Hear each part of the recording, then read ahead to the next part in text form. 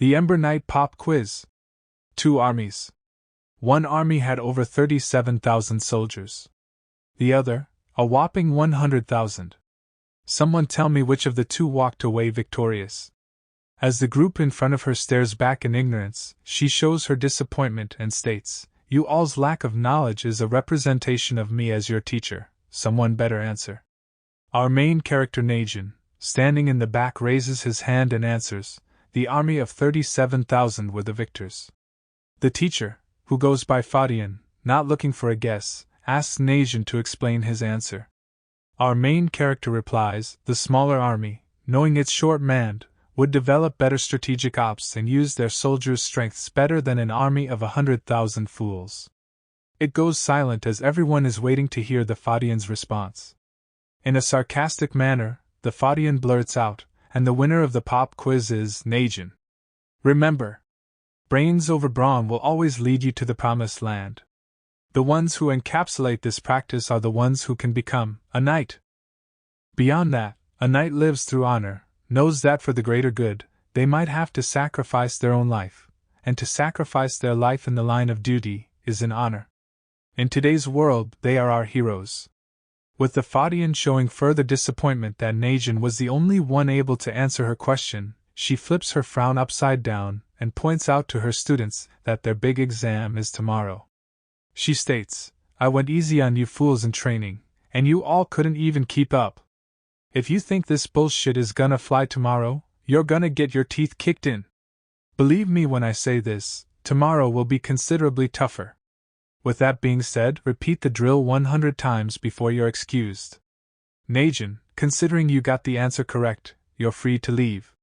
Remember everyone, I also don't want to see you all fighting amongst yourselves again, or I will introduce your jaws to the bottom of my foot, understood?" As Fadian finishes her statement, poof! In a flash she disappears before them. With everyone standing around in confusion, some of them begin to panic as 100 reps after hard physical training is going to be damn near impossible. With one of the students trying to wake up a knocked-out classmate, the injured one barely rises to his feet as he is asked, "One? Just one blow from the teacher knocked you out?" As he is quivering in pain, he replies, "She kicks hard as shit, man." Our main character is asked by a classmate if he is heading out since he got the answer right. Najin replies with no expression on his face, "Why would I stay?" Jealous is the green-haired classmate, as he screams out, "Well, aren't you just the lucky one who gets to leave, huh?" Najin, walking away, replies simply, "Yup. I saw you while we were in combat training while we all got our ass kicked by Fadian." The green-haired classmate recaps the sequence of events, as he and 2 other students rush Fadian from different directions. Fadian, with no concern of the incoming punch, observes her surroundings, then bam! Fadian grabs the incoming wrist and launches the student fist first into another classmate. Fadian from her peripheral vision sees the next student and lunges towards him with blinding speed. A direct kick in the solar plexus causing his belly button to hit his own spine. No wonder he was on the floor the whole time. Fadian landing back on her feet as everyone else is barely standing in defeat. There he is, RMC, without a scratch as he indeed spectated the whole time. Back to the present, the green-haired classmate grabbing Najin screams out, "You left us hanging out to dry. You're supposed to be the strongest of the group, you selfish slime." After all that being screamed at, our main character still looks on emotionless and completely carefree. This severely agitates old Greenhair, as he balls his fist ready to fire, as he's just been ignored by RMC. As the punch is incoming, Najin does not flinch at all and then a loud clasp. One of the level-headed students catches the fist and reminds everyone what the teacher Fadian said earlier about them fighting each other. The injured classmate looks on in agreement as he is still barely able to stand. The level-headed student instructs everyone to start their 100 reps as Najin is walking off unbothered. With green hair pulling his fist away from his classmate's grip in frustration, the injured student is just happy to see that a fight didn't break out considering the consequences that would have followed. Green hair screaming out, "Najin has changed, he didn't give a shit about us getting beat down." The level-headed one of the group tells old green hair to try and understand what our main character is going through considering what happened. He further states, Najin just lost a loved one, who would be in their right mind after having someone close to him be killed. Meanwhile, as our main character is walking about, he takes a second to take in a deep breath and a long exhale of relief. As he is thinking to himself, he states, just as planned. No way they noticed. Our main character breaks the fourth wall and explains to us, 1 week back, my home was burnt to the damn ground. Inside burning was my brother who went up in flames and is now dead. But I'll let you all in on a little secret that no one else knows of. I'm not actually Najin, I'm his brother Najian. And I am the one who killed him. 1 week prior, an uppercut lands, falling to the ground as he wipes his wound. Would you know it?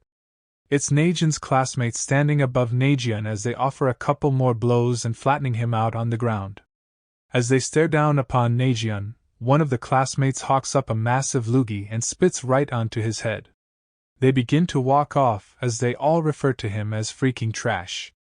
Beaten and bruised, Najian begins to get up to his feet as he rubs his head to find out he was spit on by the group. As he flops back against the wall and slides down to sit, he thinks to himself how much he detests this village. Later on, he spots his brother's face on a magazine. He asks for a copy, and as he is paying, the vendor beams the magazine right into the side of Najian's head. As they both make eye contact with the vendor standing arms crossed, Najian can see clear as day how little respect the vendor has for him. He bends down to pick the magazine out of a puddle of water and thinks to himself how he has adapted to reading the body language and facial expressions of people. Furthermore, he has adapted to not letting others read him by never showing any facial expressions of his own. His thought process was, if people like this vendor can't get a reaction out of him, they will be less likely to mess with him. Even though he does not show his pain, it is very much real. Reading through the soggy magazine, the headlines around his brother reads, "First place again. Quickly rising through the ranks and heavily recruited by knights. Nationally ranked as top prospect. The one, the only, out of the Wodion village of fire, it's Najian." For someone who is adept at not showing any emotion, Najian can't help but to smile as he sees his brother getting all this national praise. Najian reaches his destination where his employer stands before him and informs him he is only getting half pay for his work. Devastated as Najian needs every dollar he can get, he asks what is the reason for the decrease in pay. His boss answers and states, "You left the work site while still on the clock. Doesn't matter if it's 2 minutes or 2 hours, you leave without permission and your pay gets docked in half." As Najian tries to state his case, his employer cuts him off and says, "Now it's down to 1/3. Najian blurts out, "I was getting my ass kicked and dragged off the worksite, sir." His employer does not want to hear it and screams, "Now you're getting 1/4 of your pay, want to keep playing? Don't forget that I'm the only person around here that would even give you a job. Know your place." Najian is hit hard by the statement, as he knows what he said to be true. He looks down and thinks to himself, "Damn it. Get it together. Show no emotion." He raises his head and tells his boss that understands the decision. Seems all his emotion went straight down fist as he grips the magazine with all his might. As Najian leaves the worksite, he hears from behind, "There's that piece of shit." Zoom! A rock flies right by Najian's face and skips off into the ground as a crowd behind him boo the guy with the slingshot for missing a still target. Before Najian can turn around fully, wham! Another rock hits him right in the back of the head. Why is everyone in this village always going after Najian? Over 10 years ago, the village known as Wodion and the home of Najian was burnt down, and Najian was blamed for it, and thus, he has been hated ever since. But now, seeing his brother in magazines and getting notoriety, maybe things will change for the better. As Najian is walking head down looking at the magazine, he bumps into another person and falls to the ground. With a hand reaching out to help him out, he looks up to realize it's his brother Najian. What a relief considering the day he has had. "You good, bro?" says Najian as he helps his brother up. "A lot better now," sighs Najian. See, 10 years back when the fire occurred, Najian rushed door to door and helped as many of the locals before everything went up in flames. He was loved. Now, he is all I got and love him to death. As the two brothers walk off, a familiar face looks on with an apparent interest. You're a big reader now, I see, says Najin in a joking manner. Whoa! I'm on the front page. Did you grab the mag because I'm on it? As Najin is laughing off his embarrassment of being in the magazine, Najion looks down and asks, Bro, I had no idea you were on this edition. Najin visibly hurt thinking he brother looked past his article in the magazine. Najion looks over and says, CK. No shit, I got the magazine because you were on it. I don't make enough to buy mags just for the sake of reading. Najin's relief is obvious as his brother shows him a page in the mag displaying various places around the world they can go. You down to blow this popsicle stand and check out awesome spots? Najin, a bit confused, inquires why Najion wants to leave the village of Woodaeon. Najion reminisces and tells his brother, We spoke about going on different conquests around the world when we were kids. I hate my life here in Woodaeon. Seeing the Himalayan mountains, backpacking through different continents, eating those croissant thingies in France. The Traveler and the Night. We can turn our lives into a movie. If not, maybe we'll bump into each other someday. Bro, Najin takes in everything his brother Najin says and with a somber tone says, Yeah, I guess so. As they are approaching their home, Najion teases Najin and tells him, Don't shed a tear now, we'll see each other someday. Besides, I've been working so hard so you can finish your training as a knight. With you getting recruited soon, they will pay you a decent salary, and I can start saving up for my excursion. On the other side of the door, a group of masked men have broken into their home. Before Najion can fully ask, Who the hell are they? The tip of a sword is jabbed towards his face and right before eye. In a split second, the sword goes from almost stabbing Najion's face to being jammed into the top portion of the doorway. Face to face, the masked man Najin, the combat training has sharpened his skills to the point he was able to deflect the attack and now in a standoff. The other masked man points out that of the two brothers, the one displaying combat skills is named Najin and that he won't be a pushover. As Najion screams out and demands to know, Who in the hell are you scumbags? Najin puts his hand out to signal Najion to ease his storm. Najin, still gripping the sword along with the masked man, he deduces and tells Najion, the technique he used to attack was not some scare tactic. It was to kill. So with that being said, masked man, you wanna kill me, right? Well, run that shit. Najion, nervous as he hears the intruders making fun of the two, one of them speaks up and states to Najin, Kneel and accept your fate, boy. As Najin cocks his leg back, he demands, Make me? And wham! He kicks the crap out of the masked man, losing his grip of his sword as he flies back from the impact. Najin, looking down at his downed foe, reaches for the sword hanging in the doorway and does some critical thinking. 5 against 1. Why are they here? Are they equipped to take me out? Doesn't make sense for me to fight them all in such a confined space. As he shuts the door, locking himself in, and with Najion on the other side, he determines, There's no damn way I'm letting them near my brother. I'd die first before that would ever happen. No, looking at the situation, yes, he is screwed considering the circumstances, but what would you do for a loved one? Najion helpless as he bangs on the door screaming for his brother. Najin blocks out the screams, and gets to work. Perfect technique with the sword, cutting down his first foe right through his midsection. From his peripheral, he sees an oncoming attack and evades, turning right around and swings his sword, making contact with one of the masked men's sword. The sheer impact from the swords colliding brings about a throbbing pain through the hands and wrist of the masked man. From behind, another sword attack that Najin barely evades as he leaps into the air and lands back from the attack. He reassesses, Damn, it's a tight squeeze in this bitch. But I think I got their number. The one in the front is the only one who has decent skill, but the rest of them ain't shit. However, the obvious leader who hasn't moved once is the wild card in all this. The leader finally speaks and states to Najin, You're halfway decent, punk. I've seen enough.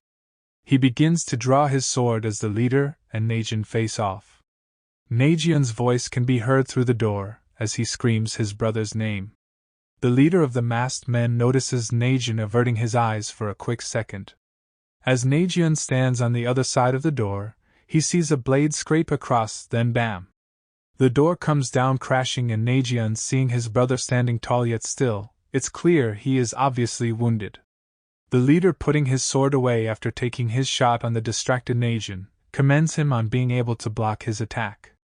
The leader states, "Not too shabby, little guy, but you have no juice left, do you? Think you can block the next one? Let's find out." And slash. Impact critical. Falling into his brother's arms, Najian's brutal gash from shoulder to lower back is seen by Najian. The leader, further impressed that Najian, even in being struck, manages to attempt an attack and launching his sword that scratches the mask of his foe. He understood that Najian risked himself to save his brother in that final blow. Najian, screaming at his defeated brother, "What the fuck were you thinking? I'm not worth you dying, bro." The masked men look to each other as one states, "Get this shit over with, we're on a schedule." The other replies, "Just wait, we have a family affair on our hands." The masked man approaches the brothers and places his sword into the ground next to them. He states, "Your options proceed as follows. Kill your brother Najian, and you walk out of here with your life." Najian, shocked at the proposal, thinks back to himself, "Najian and I are twins, best friends since day one. When we were young, I was the one who always came to Najian's rescue when other kids tried to bully him. Najian would apologize to me every time I saved him from a pinch. Never apologize, bro. You and I were all we got, I would never let anything happen to you. You're my brother, and no one will ever bully you as long as I'm around." Flashing back to the present and into an absolute shocker, it appears Najian took the offer and stabbed his brother through his chest. Pulling the blood-soaked blade out of his brother, and staring down in complete disbelief. Looking down at his lifeless brother, he states, "I just killed my own brother." Back to the moment before Najian dies again, the masked man tells Najian that he will be spared if he's to kill his brother Najian. As he places the sword in front of Najian, Najian reaches over trembling, not in fear, but rage. "You fucking bastard! Bring it on!" The masked leader does not take the words lightly as cocks his fist back and ready to go. Najian, in his critical state, understands what's to come if Najian tries to avenge him. He knows what needs to be done. Najian, with the sword at ready, tells his injured brother that he will keep the masked men occupied till help arrives. Najian, mustering up the little strength he has left, grabs his brother's hands and tells him, "I'm as good as dead, bro. You're not going to beat these fools, and it's no point for our bloodline to end here today." As Najian firmly grips Najian's hands, in an instant Najian stumbles, and to the masked men's surprise, the blade of the sword is through the body of Najian. From the masked men's point of view, Najian did as instructed by stabbing his brother. However, from the viewpoint of Najian, he looks down, and is surprised to see that Najian grabbed the sword and impaled himself to save his brother. Critical damage beyond repair, Najian reaches for his twin's face and with his final breath states, "You and I, always." Najian, in a state of shock as his brother hunches over and falls to the floor, no longer breathing. The devastation is real. The masked men begin to walk away as they have completed their mission. The masked leader turns back to say, "Now, the flame of the Wodion village is nothing more than ash." What does the masked leader mean? As they leave, unexplainably a poster on the wall ignites and sets fire to their home. What a full circle moment with both brothers involved in another flame. Najian looks down to his only brother and thinks, why? My brother, my keeper, why did he have to die? Najian flashes back again to when they were children and telling his brother, "Anyone fucks with you and I'll make sure they're dead meat. Don't forget, you're the only family I've got." Najian's demeanor changes after his flashback and knows what he must do. Grabbing the sword, he slices off the tail end of his hair and ties the back of his hair just like his twin. He declares, "No! My brother Najian did not die today, Najian, died. From this day on, I will live on as your brother, I am now Najian." Najian, now living his life as his brother Najian, always returns to the site of his brother's death that occurred a week prior. He tries to recap what happened earlier in the day. "I'm sure I saw 5 of them, maybe 6, who gives a shit? What I do know is that their end goal was to kill my brother. I don't understand why they came to kill him, but again, who gives a shit? All that matters now is that I get revenge. As Najeon thinks further to himself of how exactly is he going to find the faceless scumbags, he realizes, now that he is no longer Najeon and has taken over his brother's identity, in time, they will come for him, and at that point, he will get his vengeance. Thinking back again, he remembers one of the masked men referring to his now dead brother by name. The one wearing the diamond mask. That means that they may have known him on a personal basis. His thoughts are interrupted by the sound of a woman's voice from behind a tree stating, "Well, that's just a waste." Revealing herself, it's Fadian, the one who was teaching Najeon and the other group of young guns. She clarifies, "I meant Najeon dying is a waste." Our main character Najeon looks back and asks, "A waste? What does that mean exactly?" Now remember, Najeon is living as his brother Najeon now. Fadian replies, "Najeon's subpar combat skills caused others to pick on him. I knew Najeon to be gifted in other aspects, and had high expectations for him. That's why I say it's a waste." There is tension in the air as the two stare each other down. Najeon then thinks, "Wait one goddamn minute, was this bitch the one behind the mask?" The thought alone causes Najeon to quickly reach for the sword that killed his brother, and before he can look up, Fadian pops up before him with an innocent voice and a careful eye. "That's quite an impressive sword you got there. Where did you manage to get it? Doesn't look store-bought." Najeon replies, "It was gifted to me." He then thinks, does she know the answer? Is she messing with me right now? She looks back with a grin and asks sarcastically, Oh, really, a gift you say?" Najeon stands his ground and says, "Yeah, just a gift." He thinks to himself as he looks at Fadian and deduces, she is an actual knight, the White Doe Knight. If it was her behind one of those masks, no matter how strong my brother was, he wouldn't have stood a chance against her. With a bit of frustration, Najeon asks, "Why are you here exactly?" Fadian replies with laughter, "Chill out, Najeon, I'm here because there was something important I wanted to tell you." Najeon feels relief as he is sure she was not one of the masked enemies. He asks, "What's so important that you came all this way in the middle of the night?" She extends her arm and wraps him up into a hug and whispers in his ear, "I know you're doing all you can, Najeon." Oh shit! What did she just call me? Does she know I'm not Najeon? Fadian the White Doe Knight? Did she kill my brother Najeon? Maybe this is some weird test. I just have to play the part, and act as my brother Najeon would. He finally replies back and asks, "What did you just call me?" And at the same time he is thinking, no one can figure out that I'm not my twin brother. I know his mannerisms, the way he speaks, and for God's sakes we have the same exact face. She clearly made a common mistake. As Fadian is fighting back holding a chuckle in, she can't help it and starts laughing. That's a pretty damn good impression of Najeon, kid. You got his whole look down, and everything, Najeon. Just like your brother, he wouldn't have immediately corrected me either. Najeon thinking, damn it?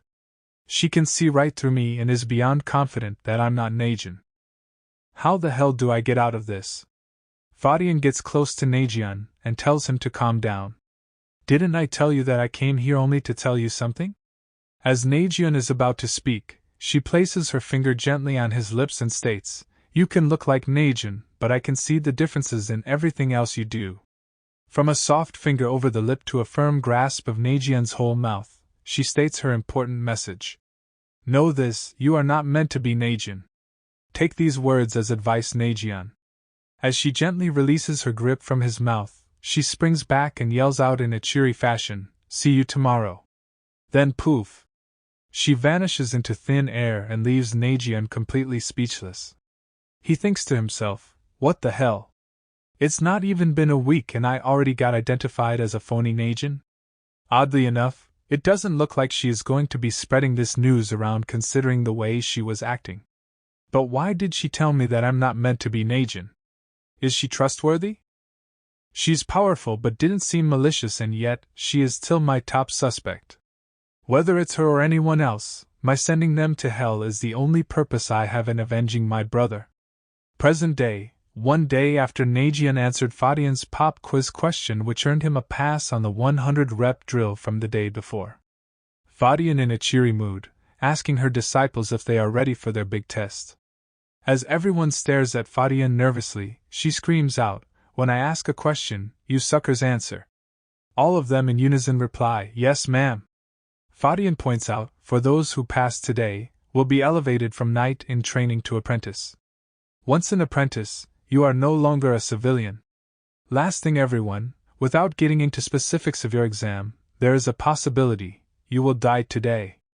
They all show an expression of disturbance at Fadian's last comment. Fadian asks, "Questions, anyone?" They all stare back with a nervous silence. Any punk wanna wave the white flag before the exam begins? With everyone again remaining silent while still showing concern, Fadian screams out, "No takers? Well, let the exam begin." From behind everyone appears a newcomer. Donning a typical emo look with an umbrella for whatever reason, the stranger introduces herself as Rosewood Fox Ludica. Ludica states in a seemingly uninterested and downright bored way, "I have been sent here to administer your knight's apprenticeship exam. It's my pleasure to be working with you all." Fadian from the other side of the room yells out to Ludica, "Don't interrupt when I'm speaking, you cry baby you." Ludica, already shedding a tear, replies to Fadian, "I thought I told you that I don't like being called that." Meanwhile, the others in the group speculate what exactly are they in for? The brown-haired disciple guesses it's probably going to be combat training amongst the group to see who ranks the highest. The green-haired tomboy known as Lucian scoffs in jealousy, as she knows that Nagian is probably going to walk out on top. Little does he know that Nagian is dead and Nagian has taken over his identity. As Fadian is consoling the seemingly teary-eyed Ludica and the rest of the trainees are discussing what's in store, Nagian is thinking if anyone in this room might possibly be responsible for Nagian's death. Then out of nowhere, one of the trainees approaches Nagian and asks, "Yo, everything okay with you, Nagian?" "What? Why? Do I not look okay?" asks Nagian, as he is nervous if someone else found out he is not his twin Nagian. The trainee replies, "Nah bro, you actually seem way too chill considering we have a big test ahead of us." Nagian replies and states that he is just trying to focus on the task at hand, that's all. He then thinks to himself, maybe that's what Fadian meant when she said, "I'm not meant to become Nagian." His thought was interrupted as the green-haired trainee raises her hand as she calls for Knight Fadian. She asks, "What exactly will we be tested on?" As Fadian turns around after consoling Ludica for making her cry, she has a mischievous grin on her face and states, "Can't believe I didn't mention what the test covers yet, but let me tell you first my position in administering the exam today. I will be the one watching over everyone during the exam and will stop the exam if the person that will be testing you today looks like they are about to kill you all. Last thing, this exam is 3 days in total, guys." The group is absolutely shocked as it was bad enough they have a grueling test ahead of them, but no for 3 whole days.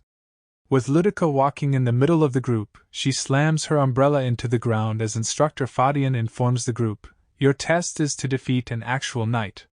Ludica with a real somber and depressed look on her face states, "Who's the dumbass who is going to challenge me to begin with?" Fadian with a loud chuckle screams out, "Ludica is not the one to hold back like I do for you guys, get your shit together or die." Last thing, Ludica is considerably stronger than I am too. Ludica looks to be a lot more ominous as she gets in her fighting stance with everyone staring with a look of dread. With Nagian thinking to himself, even if it was 10 of us against Ludica, we would stand no chance against a real knight. So how in the hell are we supposed to beat her?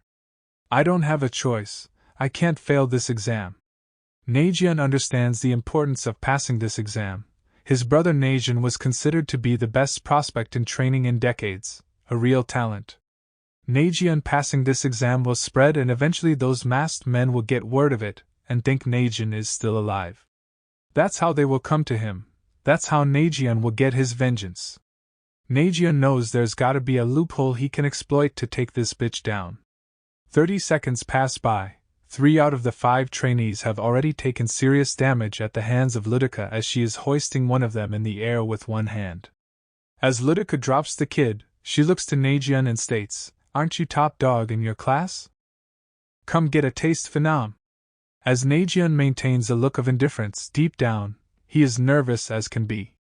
Weirdly enough, Fadian jumps out of her seat and calls an end for the first day of the exam. As all of the trainees leave the facility and walk in defeat, Lucian stops in front of everyone and turns to face Nagion with pent-up anger. Eye to eye with our main character, she says, I saw you, you piece of shit. You watched us get our teeth kicked in from the sidelines. You're top dog, right? So what did you observe that can help us defeat Ludica? Nagion, without much confidence, replies that he's not really sure he saw anything that could be of help.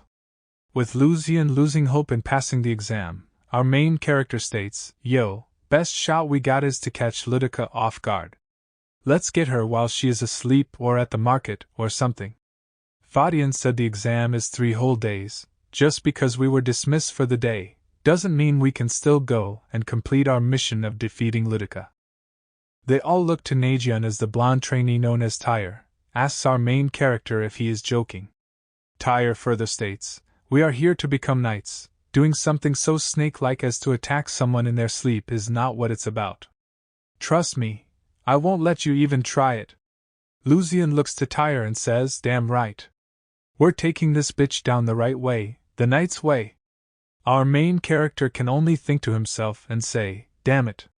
Lucian declares, if we all combine our strengths and formulate a game plan around it, we will all walk out victorious, I know it. Day 2 of the exam.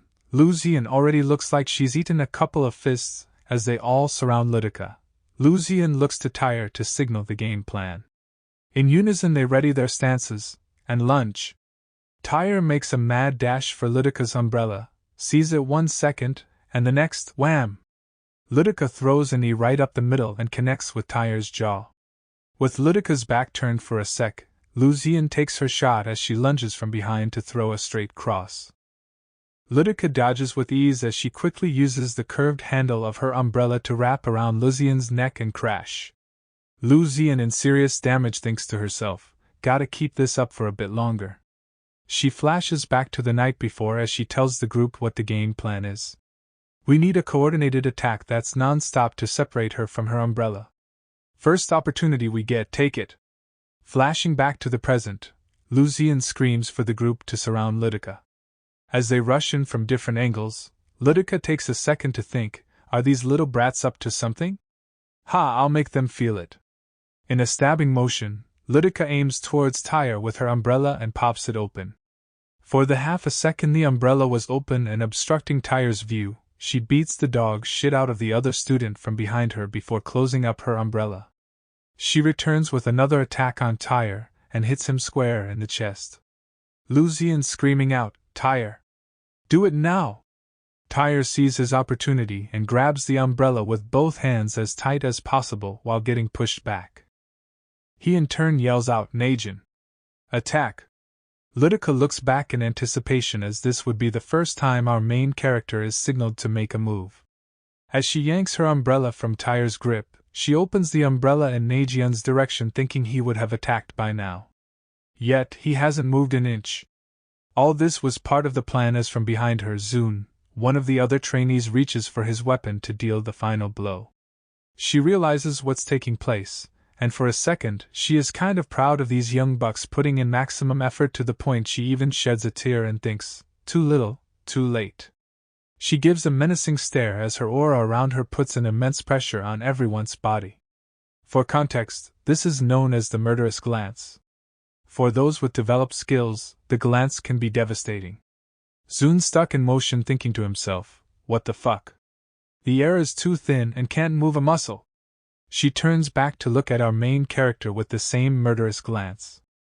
Now for those who aren't skilled, the glance produces nothing but a slight chill. Which just happens to be the case with Nagion. Misreading Nagion, instead of assuming that Nagion, who she thinks is Nagion, is lowly skilled, she thinks to herself that he might be so strong that the glance has not effect. She turns her power up, and screams to Nagion, I've been looking for a challenge. Let's cut the child's play and turn this up. A hand lays on Ludica's shoulder, and would you know it, This is the second time Fadian has called an end to the exam right before Ludica was going to attack Nagion. Ludica complies and powers down. Day 2 of examination complete. Similar to after day 1 of the exam, everyone is beaten and bruised with Nagion standing behind unscathed. Luzian is furious as her game plan was shot to shit. With everyone displaying a look of gloom, our main character speaks out, "I think I got it." With everyone is looking to Nagion to elaborate, he states, "I know how to defeat this bitch."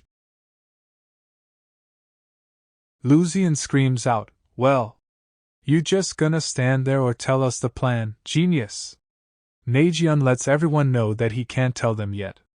Luzian, showing frustration, declares, "This mystery plan of yours better work, or I'm gonna," and before she can't fully get her threat out, Nagion wraps his hand on her face and whispers, "Trust me, no need for the details, just follow my lead and we will win this.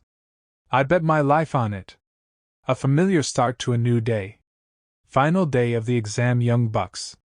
Fadian joyously yells out, while Ludica has the look of a person who would rather be anywhere else in the world than here. Nagion raises his hand and asks if he can speak before the exam commences. Ludica, annoyed for sure now, demands our main character to hurry up and say what he has to say. He complies and states, "Well, I was thinking about the true intent of this examination.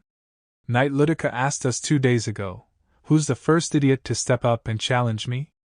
Then you Knight Fadian told us that to pass the exam, we must defeat a knight. Keyword being defeat. You never said how you want us to defeat Ludica. We could possibly defeat her with our minds and not even have to fight."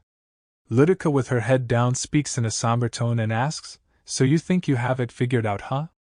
Nagion, standing before the group, answers, "Maybe, maybe not, but we're choosing to fight anyway." To the shock of both Fadian and Ludica, Fadian looks over in a bit of shock as she is the only one knowing that Nagion is playing as his dead brother Nagion. She looks to Ludica and thinks, "Damn it, kids, the last thing you want to do is piss off this crybaby." As a side note, a knight's power can increase with anger, yet, for those who aren't in control of their emotions, it can be their downfall. Ludica looks to the group and with raging fury asks, "Me? You all think you can take me?" As she gives the murderous glance again, it seems clear that her emotions are raising her power level. Everyone feeling the effects of the glance but prepared for the attack, Ludica raises her umbrella and lunges with bad intentions. With looks of concern, they brace themselves. Ludica opening the umbrella with her arms cocked back like a baseball player about to swing, the group does not know what to expect as their hearts sink to their stomachs. She swings. The force of wind that follows is powerful, sending one of them flying back. Luzian, barely able to open her eyes, does not realize that her target is no longer in front of her.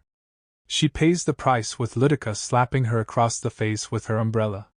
How the hell are we beating this demon? Flashing back when Nagion reveals his plan to defeat Ludica, he states that the plan is essentially no different than yesterday's. Tyre and Luzian question trying the same strategy against a powerful knight 2 days in a row. Nagion reminds everyone that Ludica's murderous glance is not really an attack but a move to stop everyone in their tracks. We do this right, and Lawson with his powerful sword slash might be able to knock her out.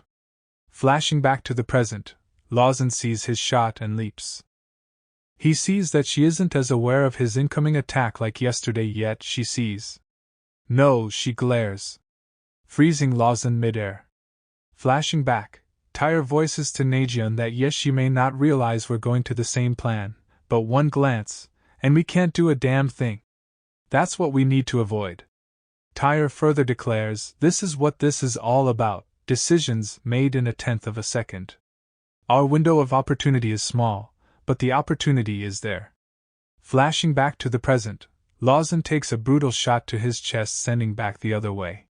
Ludica looks to Lawson as she witnesses Lawson looking to his left, and she follows his eyes. Flashing back again, Nagion alerts everyone, "This time will be different." Back to the present, Nagion is actually rushing Ludica from her side as he thinks to himself, "That glance doesn't bother me a bit." Ludica, looking to Nagion as she has been suspicious of him from the very beginning. Gripping her umbrella tight, Ludica thinks to herself, This guy has never flinched at my stare, not once. Let's put him to the test. She powers up to her max level and ready to swing as the sight is horrifying. What kind of game is Naejian playing? A hand reaches out and catches the umbrella mid-attack. Ludica, with a surprised look on her face, looks to see that Fadian has jumped in to stop the blow. Fadian flashes back for a second to when she told the group that she will interfere if it looks like Ludica is about to kill any one of them. Fadian, now realizing Naejian's plan, feels used as she is the only one who knows that Naejian is not the powerful Naejian and is forced to save him. As crazy as it sounds, Naejian gambled using his weakness to his advantage. Quite genius! With Fadian and Ludica now staring down each other eye to eye as Naejian is blown back from the sheer force of the swing, Ludica's bloodlust grows as she threatens Fadian to get the hell out her way. Fadian releasing her grip and looking back to Naejian, Ludica quickly leaps to attack our main character, as her curiosity to see his strength is consuming her. With the tip of her umbrella just mere inches away from his face, she sees her target, and the next second she sees something from the left. Wham! Fadian steps in at the last second with a lightning-quick will kick that sends Ludica flying back several feet away. You thought Ludica was angry before. Her blood is boiling now as she demands to know from Fadian, why the hell are you becoming an obstacle in the path of my glory? Do you want to battle me then? Fadian, with no real good response for saving Naejian, looks back and blurts out, there's a method to my madness that I can't disclose, Ludica. But the fact of the matter is, these kids made me a part of their strategy, so if you want to continue fighting them, you'll have to battle me. She further states, since this isn't a battle to the death and just an exam, looks like, well, you lost. Ludica states in shock, what? Me? Lose to a bunch of rugrats? Fadian with a nervous chuckle replies, correct. Dealing with being told she has lost, Ludica questions, how? I don't even understand the rules anymore. No, you lost, I swear it. Replies Fadian as Lucian is shaking in her boots and whispers to Fadian to not poke the bear.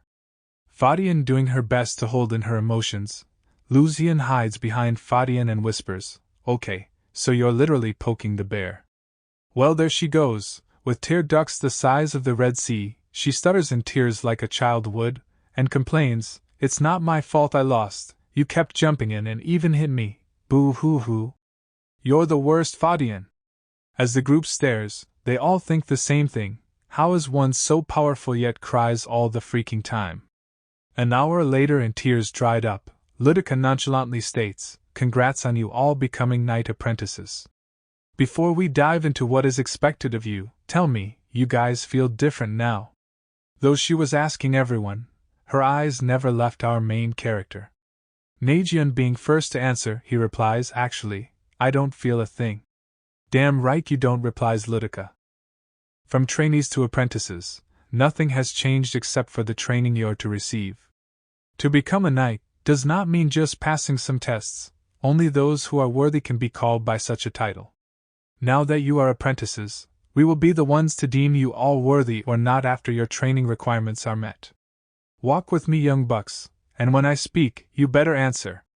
As the group looks to Ludica in a bit of fear, they respond in unison, yes ma'am. Later that evening, our main character stands, facing a tree with his sword at the ready. Naejian lunges with a slashing strike against the tree and connects, directly.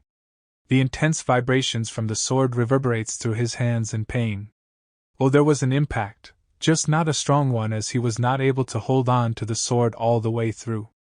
As Naejian looks around at all the massive trees his late brother Naejian was able to slash down, he wonders why he is unable to even come close. Flashing back to earlier in the day when Ludica told the group to follow her, she asks the group if they know what apprentice class they are in. Lucian responds, I believe the 274th class, right? No, replies Ludica.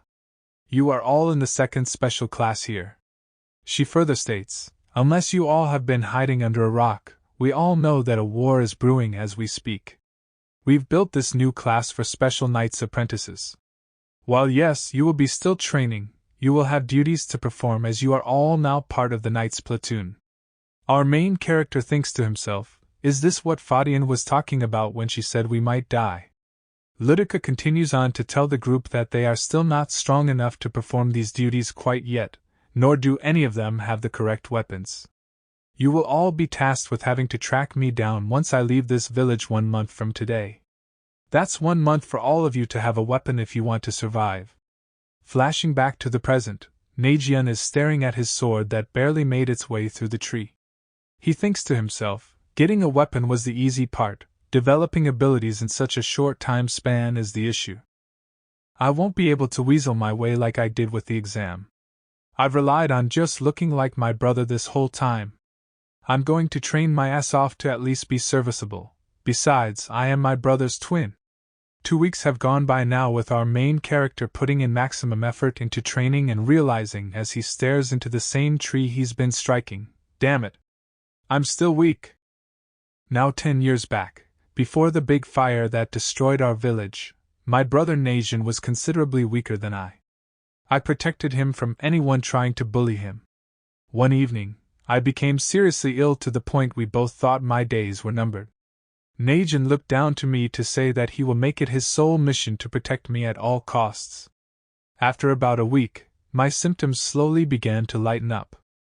I finally had the strength to sit up on my own, and as I did, I saw my brother through the window with a posture of confidence I've never seen him with as he cut down every tree. 10 days, that was it. He managed to become so strong that he would never need to be protected again, as he looked at me with a smile. I never did train when I was young, but now, I thought if I put in that same effort, I too could surpass my limits just as my twin was able to. Yet, here I am, much older, staring down a tree I've been hacking down for weeks with no success. Seriously, what the hell? Am I that weak that a strike with a sword against a tree is merely scratching the bark? I don't understand how I have not grown a bit since I've been training. Do I not possess a shred of potential? The answer to Najian's question is a hard pill to swallow, but no, he is indeed not gifted. His brother Najian had latent potential that was extremely rare, like a diamond without the slightest imperfection. On the other hand, our main character Najian was on the complete opposite end of the spectrum, and was extremely rare in that his potential is no higher than a stone you would find on the ground. As our main character is out of breath from training, it is really starting to hit him hard that he may have no talents whatsoever. He thinks back to a message Najian gave him some time ago, when he told him, "The feeling was real for me when I needed to get strong to protect you, bro." Najian thinks to himself, damn right, training in one thing, but going through real adversity, that's where it's at. Our main character decides to put himself in an adverse position and thinks to himself, the hard way is the right way. I remember reading a martial arts story of a sensei pushing his student down a deep pit so the student would have no choice but learn quickly how to climb out or die. The only problem is, it was a fictional story. Into his journey up with his hand shaking, reaching for the next piece of stone to grab onto, he finally extends far enough to secure the grip. Huffing and puffing in exhaustion, we see that he is not even 3 feet up and already throwing in the towel. Not the best look for our main character with his head low, gasping for air. He thinks to himself, how did the rest of these guys get to be as strong as they are? I would beat the dog piss out of them when we were young, and now they all have developed so much skill. Lawson in particular seems to be the strongest of the group, yet he has never trained with knights before. How is he able to reach that level? Najian further thinks, what I do know is that Lawson, every single Monday, would head out alone for hours. He's probably putting in extra work while no one is looking. I'm going to go see what his training strategy looks like and use it to develop. Luazen looking back as he thought he heard something or someone. Najian sure does a better job hiding behind a tree than chopping one down. Luazen gives one final look around before he turns his head around and dashes off with impressive speed. Our main character, sweating profusely and gasping for air as he has been trying to catch up to Lawson, thinks to himself, I know he ran in this direction, but damn, that is too fast to catch up with. Then, he sees him. Lawson stands before a waterfall with his sword drawn. He wonders if that will be the weapon Lawson has chosen for their quest to track down Ludica. Lawson cocks his sword as our main character stares in anticipation, hoping to learn. Side. Slash. Lawson's attack manages to split the waterfall horizontally, leaving the middle portion completely dry. Naejeon is absolutely stunned. Walking back through the forest as he thinks to himself, I didn't learn squat from that. He's slicing waterfalls in half while I'm struggling to put a dent into a tree.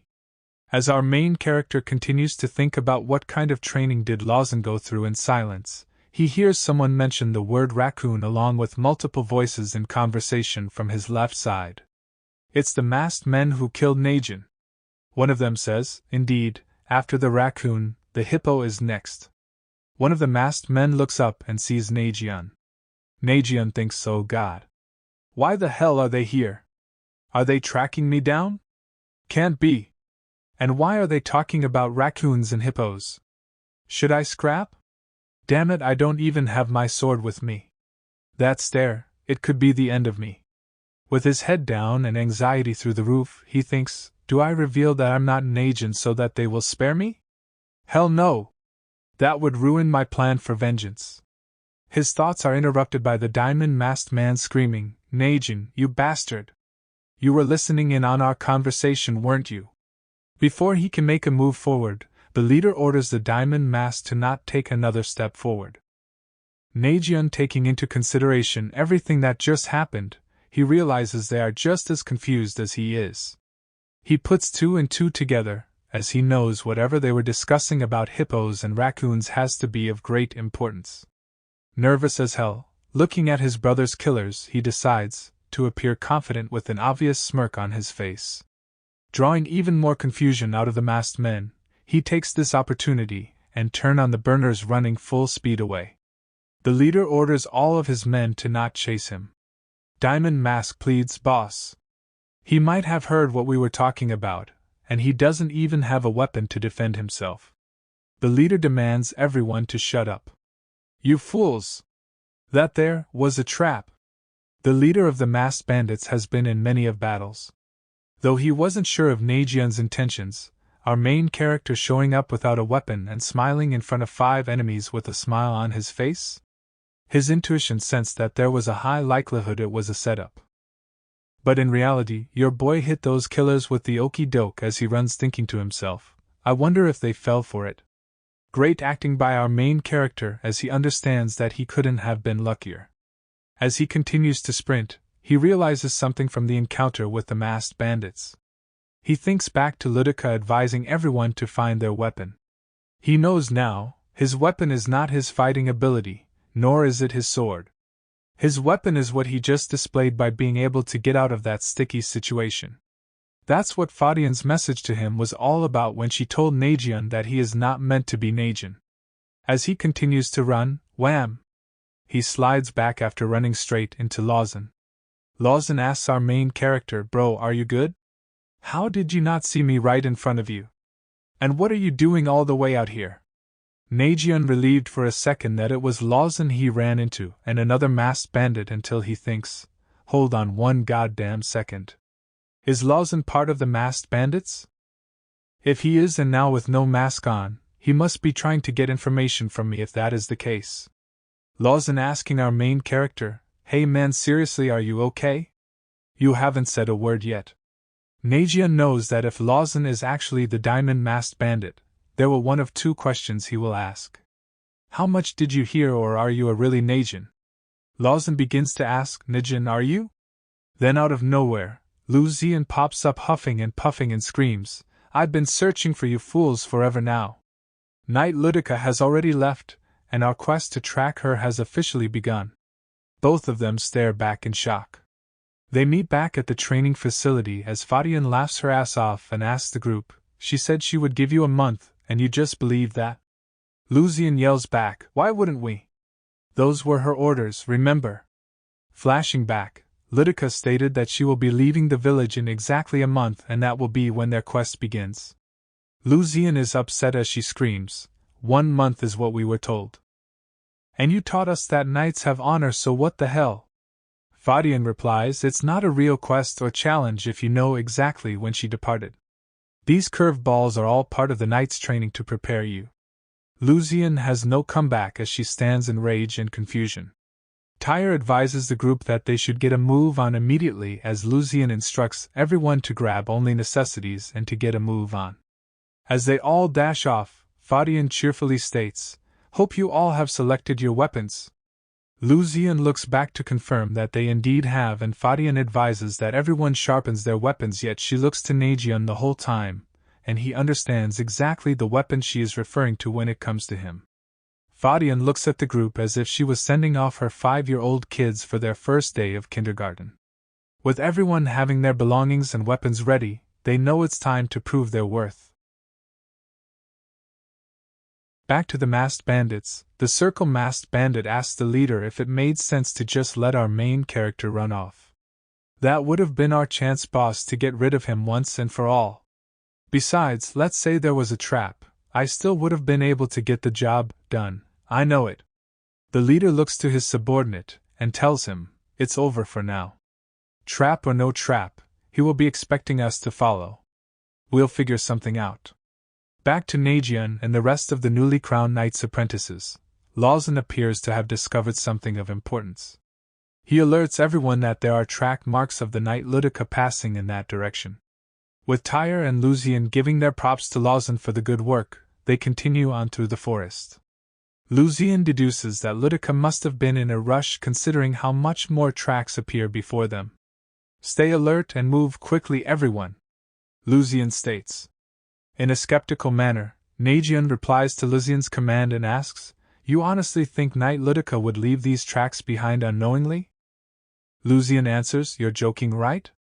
The tracks are right in front of us and in plain sight." Our main character asks, "You think that a highly trained knight would be so unaware?" Lucian, showing frustration, screams out, "What the hell are you trying to say? The proof is right here." Nagion, with a disappointing sigh, replies, "What if we get to a point where there are no more tracks to be found, huh? There's no catching up to her if we are chasing down the obvious tracks if they are leading us astray." Lucian, a bit dumbfounded by the logic, Tyre suggests, considering that this quest is part of the training, maybe Ludica left behind the clues on purpose. On purpose? The same Ludica who left 2 weeks early without telling us. Think about it, everyone. So they do. And as they engage in thought in the middle of the forest, Lawson asks, "So what do all the clues then represent? If you're saying they aren't clues necessarily, then what are they?" Nagion replies, "Oh, there is no denying they are clues, and there might be more to come." Lucian, ready to blow a gasket, screams out, "Is something the hell wrong with you? You first suggest that there aren't any more clues ahead and now you're saying there is?" Nagion clarifies and states, "What I said is that there might not be any more clues. You want to risk failing this quest following this very obvious and linear track line? Be smart, everyone. Instead of hoping for the next clue to appear before us, we should look to the very first clue and try to understand the true destination from that. This is the knight we are trying to track down, we have to strategize to the best of our ability." Lawson thinks back and remembers the first clue appearing on the east side of Woodion. He asks, "You honestly think we can figure out the final destination from just that first clue?" Tyre adds, "Hold on a sec. When she introduced herself, she mentioned that she came from the northern region as a knight's examiner." Lucian jumps in and states, "Well, if there is a northern region, there's obviously the western and southern regions as well, considering we are already on the east." Lawson deduces that since there are examinations that occur at each point, Knight Ludica must be heading to the center of the continent.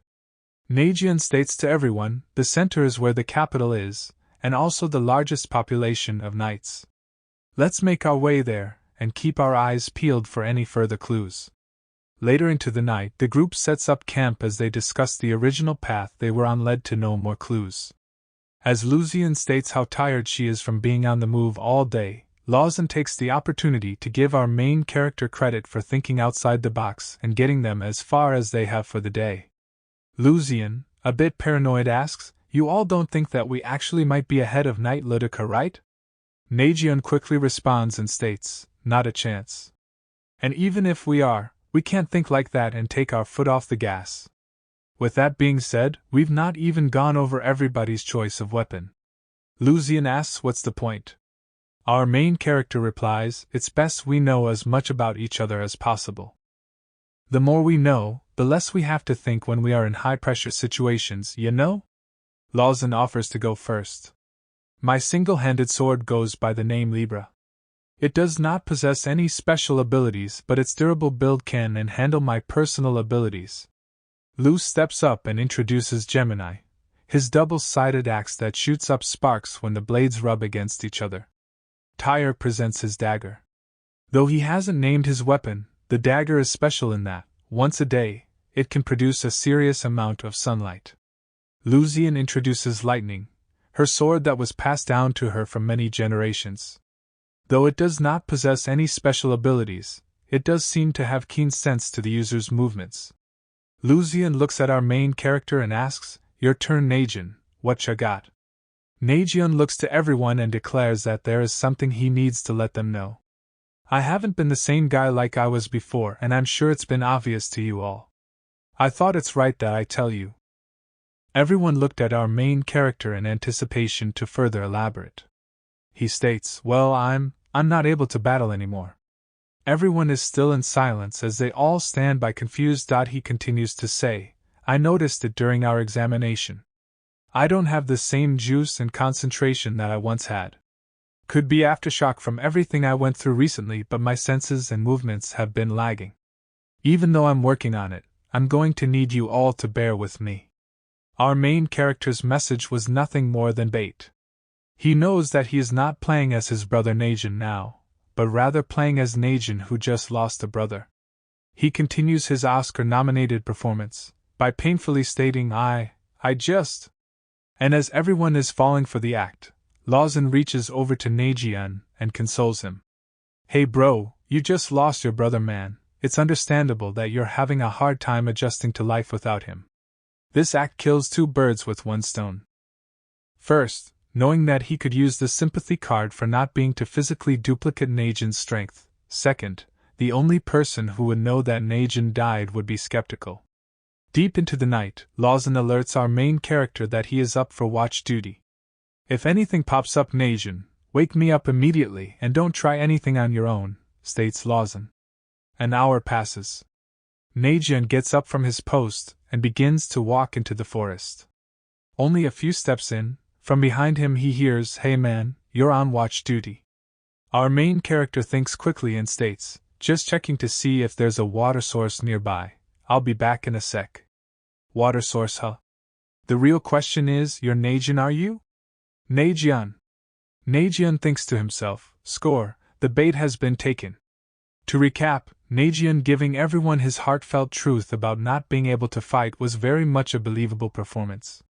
Who could possibly deny the fact that someone who lost a twin would not be feeling 100% unless one of them knew exactly what happened that day and was there to see it? Meaning, this person has known or at least believed this whole time that Najian has been playing as his brother Najin this whole time. So the person in this case just so happens to be Luz. As the two stare up on each other with a certain level of tension in the air, Najian thinks to himself, Luz? A masked bandit? How far are we from the rest of the group? Good, not too far and not too close. Najian then asks, What are you talking about, Luz? With an intense stare he then asks, You think this is a damn game, Luz? Luz trembles for a second, and states, Man, you almost got me there. That was the kind of intense stare your brother Najian would give to a foe. You were always the bright one, Najian. Najian replies, You keep calling me by my dead brother's name and I'm going to knock your block off. Najian then thinks, Damn, he sounds certain that I'm not Najin. So he really is the diamond-masked bandit? Luz replies, Look man, I don't really give a damn whether you're Najin or Najian. What I do know is that you are currently weak. That works in my favor because I'm only here to kill you. Najian states, Dude, you were the first one getting knocked out every single day of the exams, and now you think you have what it takes to kill me? Zoom. Before Najian could even realize, Luz is already behind our main character after slicing his arm. Our main character surprised, he realizes Luz has been playing weak this whole time to remain under the radar. Luz looks back to say, I'm just as gifted as you are, Najin. Next time it won't be your arm I slice. Now, did you tell anyone what you heard earlier? Naejeon thinks earlier? Oh man, is he talking about when the masked bandits were talking about hippos and raccoons? Naejeon then realizes that two things are true right here and now. First, he asks, what you guys were talking about back there must have been really important, huh, Luce? Luce showed obvious concern. Second, based on what Luce said when he mentioned, I'm just as gifted as you are, Naejeon. Naejeon realizes that Luce is not sure if he is his brother or not. Naejeon displaying some anger as he looks to Luce and states, Ash. That's what you said when you thought you killed me at my home. You said, Wudion's flame has been extinguished, and all that remains is ash. Luce with nothing to say, our main character continues to say, you were mistaken, you fool. What stands before you is not ash. I'm the flame that still burns and will make sure I burn you and the rest of you bastards. Luce thinks to himself, sounds like revenge. Is he really Naejeon then? He then asks, burn us, huh? Tell me how you plan on doing that, you weakling. As they stand across from each other, then both assuming their battle positions, our main character does a 180 and sprints full speed back toward the campsite, leaving Luce completely baffled. Naejeon screams out, Lawson! Lucian! Tyre! As they all raise up from their sleep, they ask, what the hell is going on? Luce, hiding his weapons as he thinks, wow, he really is going to take this route, scumbag. Luce then yells out, guys. He is not who we think he is. He's Naejeon. Not Naejeon. Everyone just standing in silence and confusion, Luce begins to say, yup. He's actually, then Naejeon yells out, Luce. You can't keep doing this. I know you didn't like Naejeon, but I'm hurting because I lost my twin. I thought at first that the shock of it all was the reason you kept referring to me as Naejeon this whole time, but you're going to have to stop this. It's too much. Naejeon grabs his wound in an obvious fashion and continues to say, whatever is bothering you about Naejeon does not warrant you doing this to me. Luce stands in shock as he did not see this coming from our main character. Everyone is still baffled to a degree, but women possess an intuition. They can better understand the connection between the words, body language and expressions on someone's face. Lucian looks at Luce and yells out, you trash. What the hell is wrong with you? Luce was even more surprised that she fell for our main character's act. Naejeon really is diving into his talent as it was able to overcome Lucian's intuition. With the tensions high at the campsite, it is clear, Naejeon's weapon goes beyond being able to just simply fool others, but even more, have others believe what he says. Luce flashes back to the sequence of events that led up to this very point. Luce thinks back to right after Naejeon was killed. Thinking to himself, I just don't understand, I saw him with a blade through his chest, and now everyone is surrounding him checking to see if he is okay after Naejeon died? We now know Luce is the Diamond Mask as he states. He knows for sure that Naejeon is playing as Naejeon. With the leader somewhat skeptical, Luce states, we were there, boss, we saw him die. No! Yells the boss. We never actually confirmed his death. I should have been thorough in that regard. Luce in his diamond mask follows up and states, even so, sir, a blade through the chest 1 week and now he is able to walk about. He would have bled to death. The leader asks, so tell me, you sure this is Naejeon? Luce is a bit hesitant, then replies, sir, based on appearance, I thought he was Naejeon, but the leader interrupts and says, but what? You told me you could tell them apart for sure. Am I lying? No, sir, you're not, answers Luce. The leader replies, so with that being said, what am I to believe? Last week he is Naejeon and this week he is possibly Naejeon? Luce in the Diamond Mask states, there's a good chance that Naejeon is pretending to be his brother Naejeon. The leader states, Naejeon was the child of the fire, we need to know for sure. Luce with his head down thinks, what does he mean by the child of the fire? The leader continues to state that going after Naejeon for now wouldn't be wise with Knight Fadian and Knight Ludica on his side. I'm leaving this task to you, Luce. When the time is right, kill him. For the time being, let's discuss the current battle plan. During that discussion is when Naejeon happened to stumble across the masked bandits in the forest. When Luce saw him, He was so startled, he yelled out not as a masked bandit but the same old neighborhood Luce and said, "Were you listening in on us, you bastard Nagian?" When Nagian heard that, that's when he thought whoever was behind the diamond mask was definitely someone who has had close interactions with him, and is now putting Luce in a vicarious position. Back to the present. Lucian screams in rage at Luce and demands him to end his silence and explain. Luce is in a tough spot as he thinks to himself, do I just say I did nothing to him? Damn it, there is nothing I can say that will make me seem innocent. Luce takes a second to take in a breath, then looks up and knows the jig is up. 1 second he is standing still facing everyone, the next zoom. A mad dash with his axe drawn, and just in the nick of time, Lawson steps in and blocks the axe attack with his sword, causing Luce to take a step back. What the frick are you doing, Luce? Screams Lucian as Tyre asks, you really think you can battle all of us, Luce? Lucian and Tyre both take notice that Luce has never displayed such speed in the past, as they are both unaware that he has been intentionally appearing weak this whole time. Lawson looks to Luce and states, now you know I'm still developing, as I'm still learning all the subtle nuances, and that is the reason I always fight at full strength. As he stands before our main character and in his fight stance, he further states, so you know that a fight with me would be a fight to the death.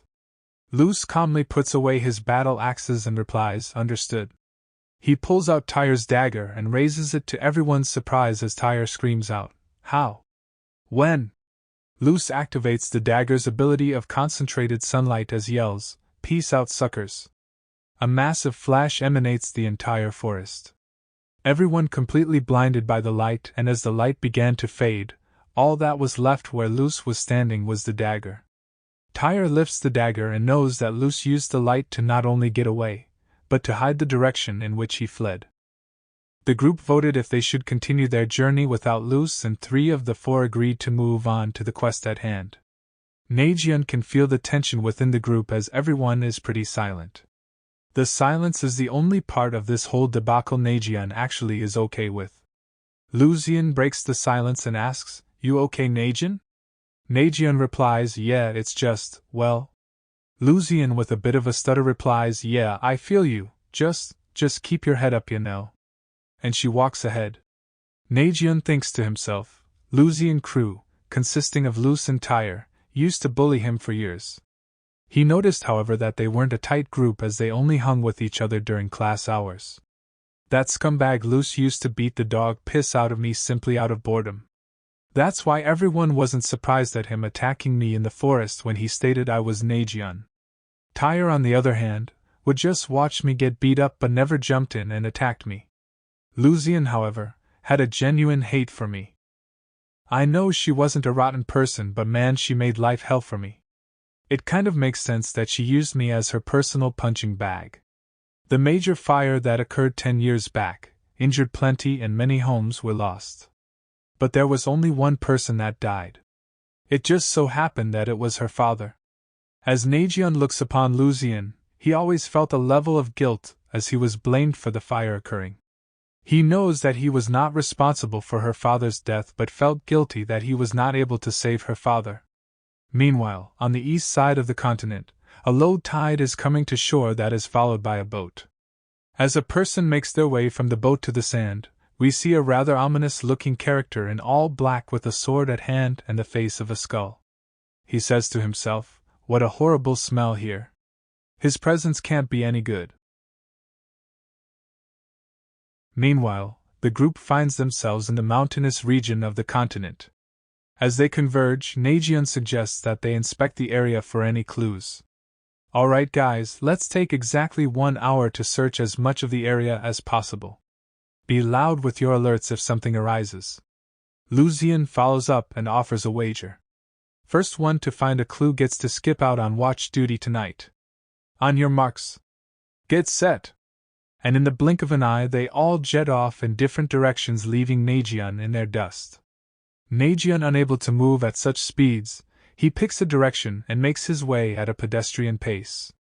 Then, he flops to his butt and decides to take this opportunity to rest up, considering he is not physically conditioned like everyone else is. He thinks to himself how lucky he is that it was Luce that was part of the masked bandits, considering he really was unliked amongst everyone because of his raging all the time. But does that mean everyone else is off the hook? Who's to say there's not another masked bandit amongst us? I doubt it though. I remember that day when they killed my brother and Luce telling the rest of the masked men, Najin is the one who blocked your attack. If any of them were part of the bandits, they would have already known who Najin was. I need to focus on me right now. I completely underestimated Luce and overestimated myself. Though my stamina has gotten considerably better, there is still a gap in that regard between me and the rest of the group, but I'm confident I can match them in time. The real problem lies in my lack of dynamic sight. I can't manage to track their speedy movements with my eyes. I need to figure out how ASAP. Considering how things have played out so far, I think I might have a bit more time. What does our main character mean when he says a bit more time? Meanwhile, Luce, still on the run back through the forest, stops and states out loud, I didn't complete the mission, but uncovered useful information. Through the darkness of the forest appears the silhouette of his leader, as he demands to know everything. 5 minutes later, the masked leader asks, You're claiming now that he really is Najian? Luce proceeds to tell him that the threat Najian gave him, and the way he delivered it, it was obvious he was seeking revenge. As the leader digests the information, Luce screams out, Najian is a weakling and we have our chance to kill him here and now. They are all without Knight Fadian and Knight Ludica. The leader replies, No, it's too risky with that other guy there. As Luce thinks to himself, what other guy is he talking about? The leader continues to say, Since it was only Najian who possibly heard a portion of our plan, doesn't mean he knows what it means. We have bigger fish to fry, leave Najian for now since you weren't capable of killing him anyway. This is what Najian meant when he stated, I think I have a bit more time. Now his eyes set on night training with the extra time he has now.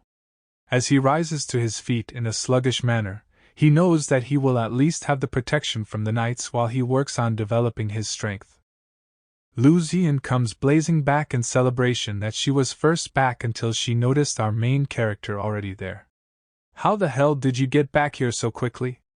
Asks Lu Zian, while our main character shrugs his shoulders and replies, I didn't really think it was all that fast, Lu Zian.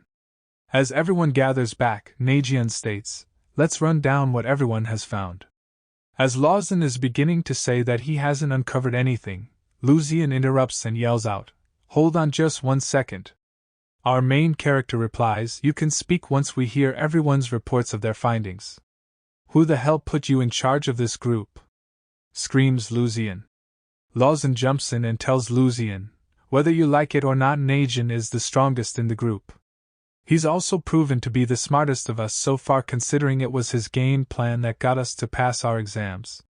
Womp womp. No comeback from Lu Zian. Tyre, on the other hand, a bit annoyed from all the bickering, suggests he'll take a nap while they continue to argue. Najian implores Tyre to hold on a second. Hey guys, Lu Zian has a point, let's make her our leader. Turning her frown upside down, she gleefully states, Well, if you guys think so then, okay. Lawson asks Lu Zian, Well, did you find anything, boss? Lu Zian with her nose up replies, Not at the moment. Lawson thinks to himself, Yeah, Najian is the real leader of the group. Najian looks to Tyre, and in a very assuming way asks, Hey bro, I bet you found something, right? Tyre replies that he did find a small town just over the ridge. He then thinks to himself, How the hell did he know I found something without me saying a thing? As Najian digests the information, he suggests to his new quote-unquote leader that they should check the small town out for clues.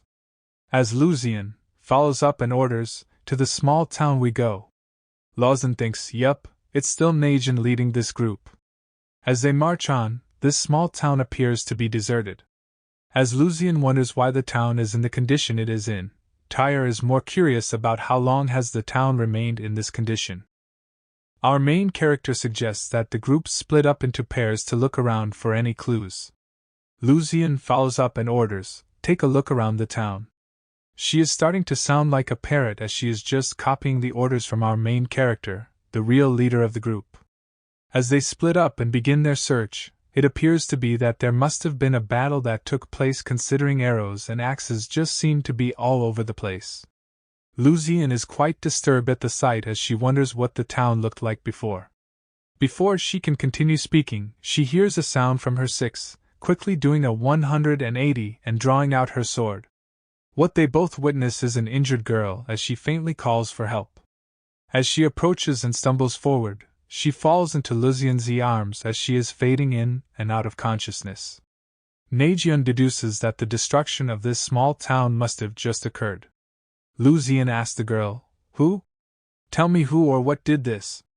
The girl manages to answer, "Save the villagers." She then passes out in Lucian's arms as Lucian promises to find out. Our main character and Lucian both look over as Lawson and Tyre call for their attention and point out that they have discovered a direct clue from Knight Ludica. Wonder what it is? As Lucian and Lawson check on the town girl, Nagion takes this opportunity to ask Tyre about the clue they found. Tyre lets him know that the clue was left probably less than a day ago. There's a real shot to catch up to Knight Ludica, but we gotta get a move on now. Tyre then asks the town girl if she is okay for now. Appearing to still be in a state of shock, she states her town was attacked just days ago. We're simple people here and prefer to live in peace until those people attacked. Tell me who the hell they are and we'll get 'em!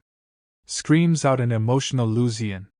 Nagion asks the better question of if she actually knows who they were or if she knows exactly why they did this. The town girl replies that there is nothing special in this town for them to chase after. They just randomly killed and kidnapped my people. Nagion with a follow-up asks, did they wear masks and hooded cloaks by any chance?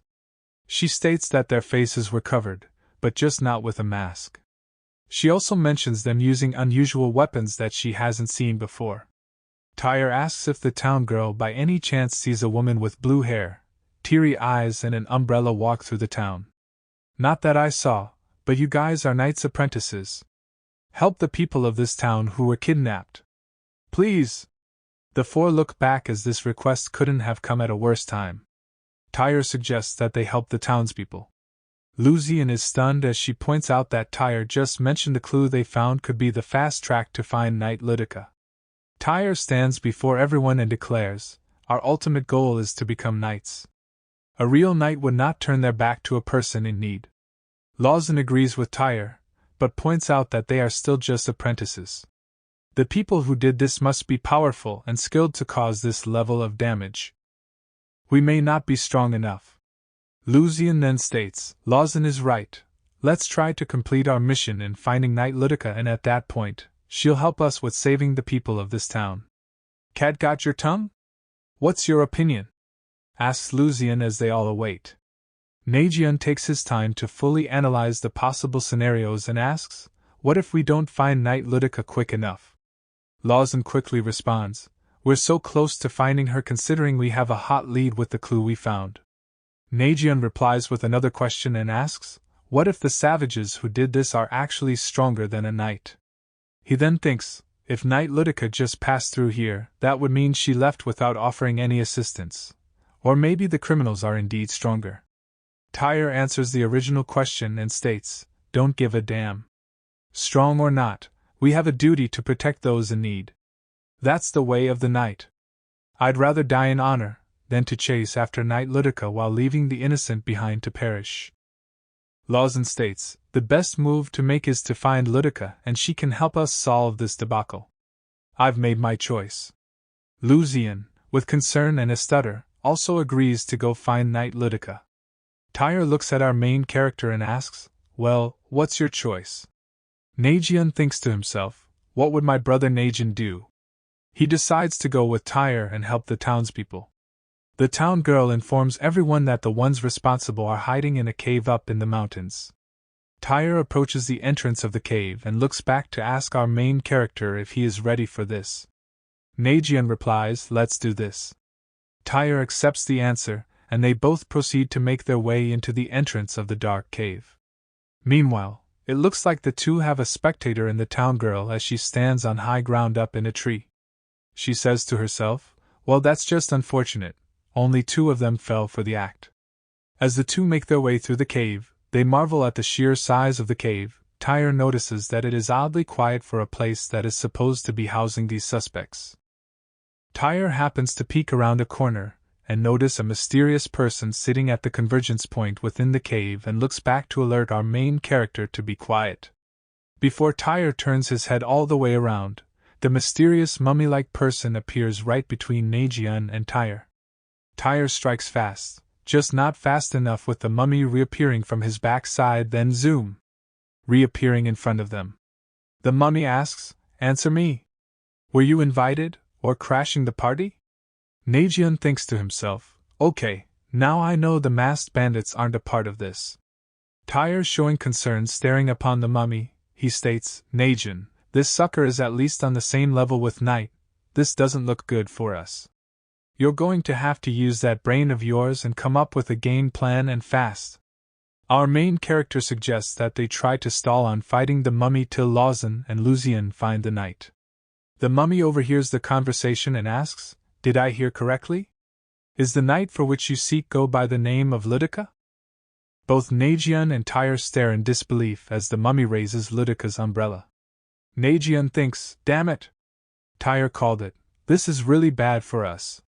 Flashing back to before they went into the cave, Lucian states her vote thinks that they should all be looking for Knight Ludica, considering they don't know when they will have a clue again that is this hot. Tyre replies, "Since it is 2 and 2, let's split up and we can help the townspeople while you search for Ludica and bring her back here." Lucian and Lawson look on with concern as Lawson states, "Be smart out there, you two. Don't go playing hero, and in the meantime we will try to get Ludica back here as soon as we can."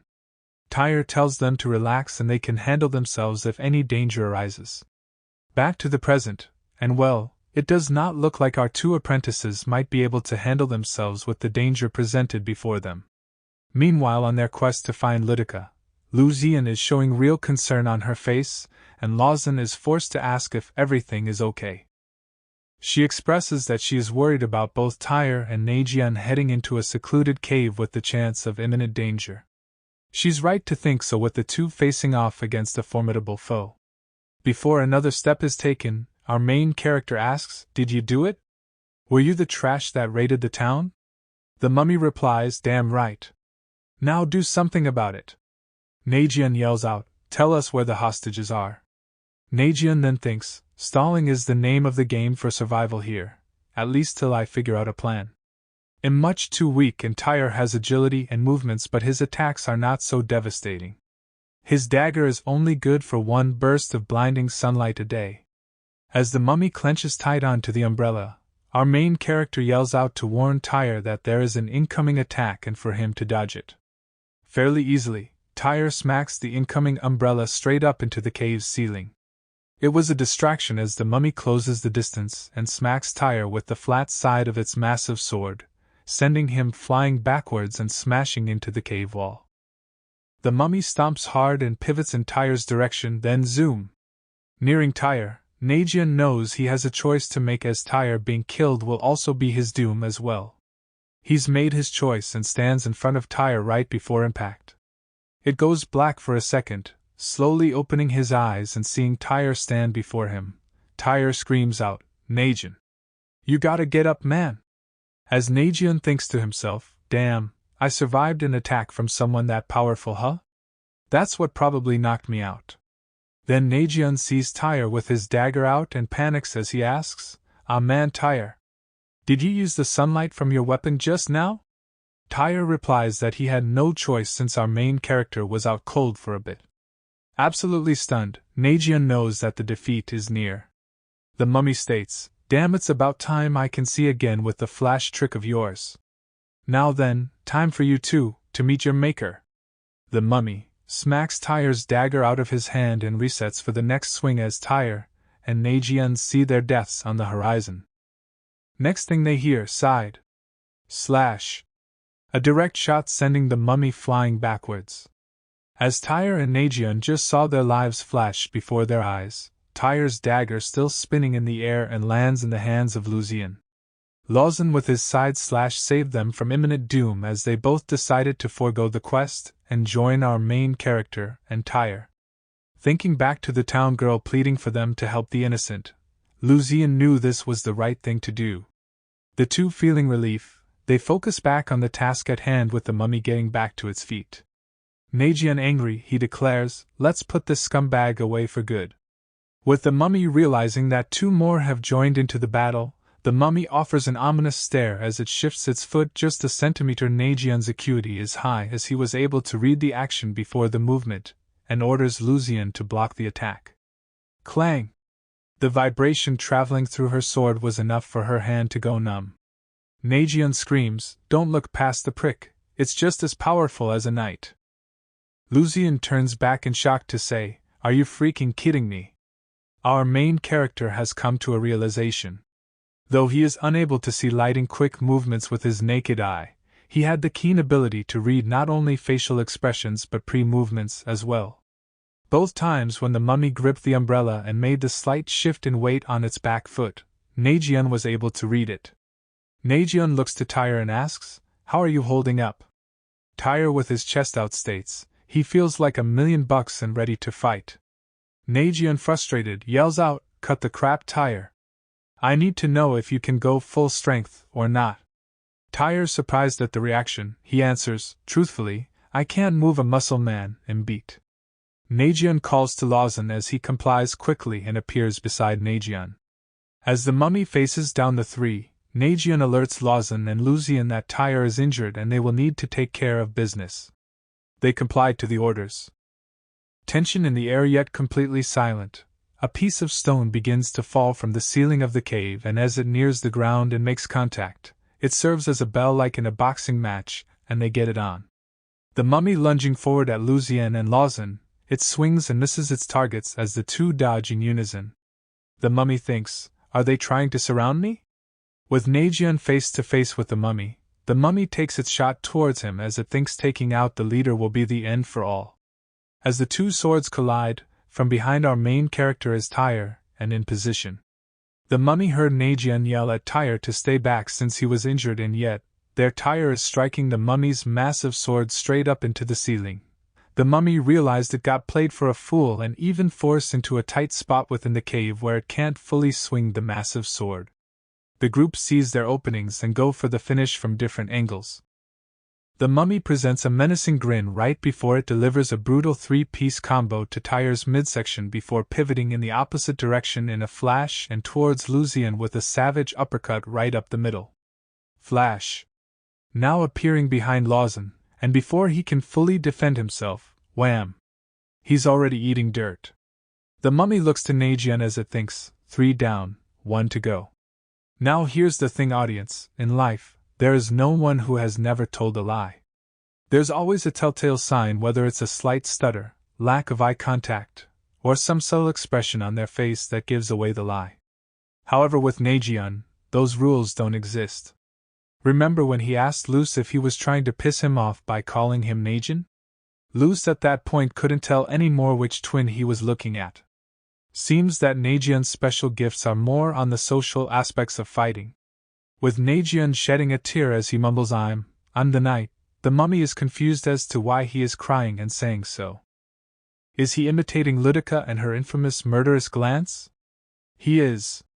And it's kind of working, as the mummy now does not know what to think as it stands in a state of shock. Our main character continues to convince that he is considerably more powerful than he actually is. With the mummy completely off guard as it's distracted from Nagian's glare, Lawson sees his opportunity, and takes his shot. Wham! The mummy is too quick and catches Lawson by the wrist to his surprise. The mummy, displaying its remarkable strength, launches Lawson towards our main character. Thinking quickly, Lawson manages to use his sword for leverage and balance. With our main character still performing his version of the murderous glance, the effort put into it is rather draining. Now gassed out as he thinks to himself he hasn't built the endurance to maintain the stare, the mummy questions if our main character has any more juice left. The mummy states out loud, "You little suckers definitely have that dog in you like I did at your age. Unfortunate you all die here today." The group stares back, beaten and bruised as the mummy proposes an offer. "I like to think I'm fair, so in exchange for your lives, you'll now have to work for me." Baffled as they all stare, Lucian in a state of disbelief, come again? I will count to 3 and you will answer. No answer is the same as rejecting my offer, in which your life will be taken immediately. Holy crap, these guys have a serious decision to make and their faces reflect that. All except for Nagian, who thinks, damn, I think I see what's happening here. Lucian begins to freak out. We're not strong enough. There's no other way, guys. Tyre looks to Lucian and asks, you can't be serious?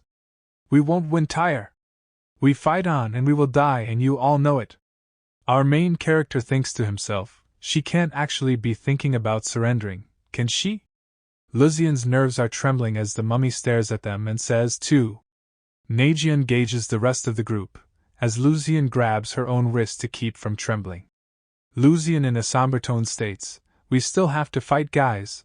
That's the right and only thing to do. I don't want to die here today, but we are knights' apprentices, so you want to know our choice? Our choice is to die and take you with us. That's what I'm talking about, Lucian, thinks Nagian. 3. And the mummy with lightning speed appears behind our main character and takes its shot. With Nagian thinking this was the end with his eyes closed, he peeks behind him and sees Ludica. Her umbrella open and blocking the incoming attack, she looks back to the group and states, nice job, kids. Flashing back to Ludica's conversation with Fadian, after Fadian declared the kids passed the exam, Ludica states, you letting them pass the way you did is not acceptable. You believe in them that much that you're willing to give them the easy way out of this exam? Tell me, Fadian, are you actually hoping they die? Fadian replies, I have a different perspective on this one, Ludica. So with that said, if they don't meet your standards on this quest, we will disqualify them on the spot.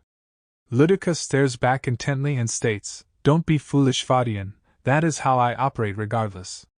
They will be tested my way, and the slightest bit of doubt, they will be sent back to their normal lives without me thinking twice.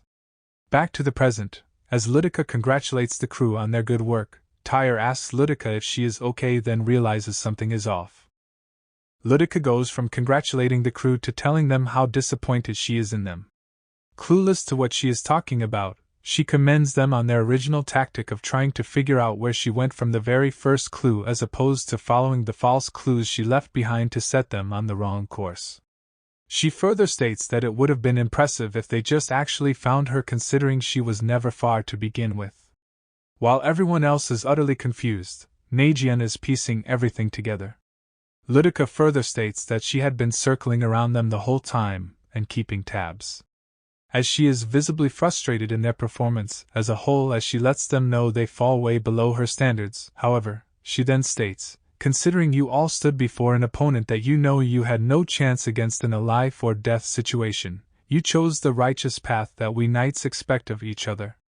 I saw Tyre make his choice to go into the cave as opposed to looking for me. I saw Lucian shake off her fear and stare death eye to eye. For that, you have all gained my approval. She then looks to Lucian and further commends her for shouting her choice out to the mummy because it will naturally pump up the fighting spirits of the allies around her.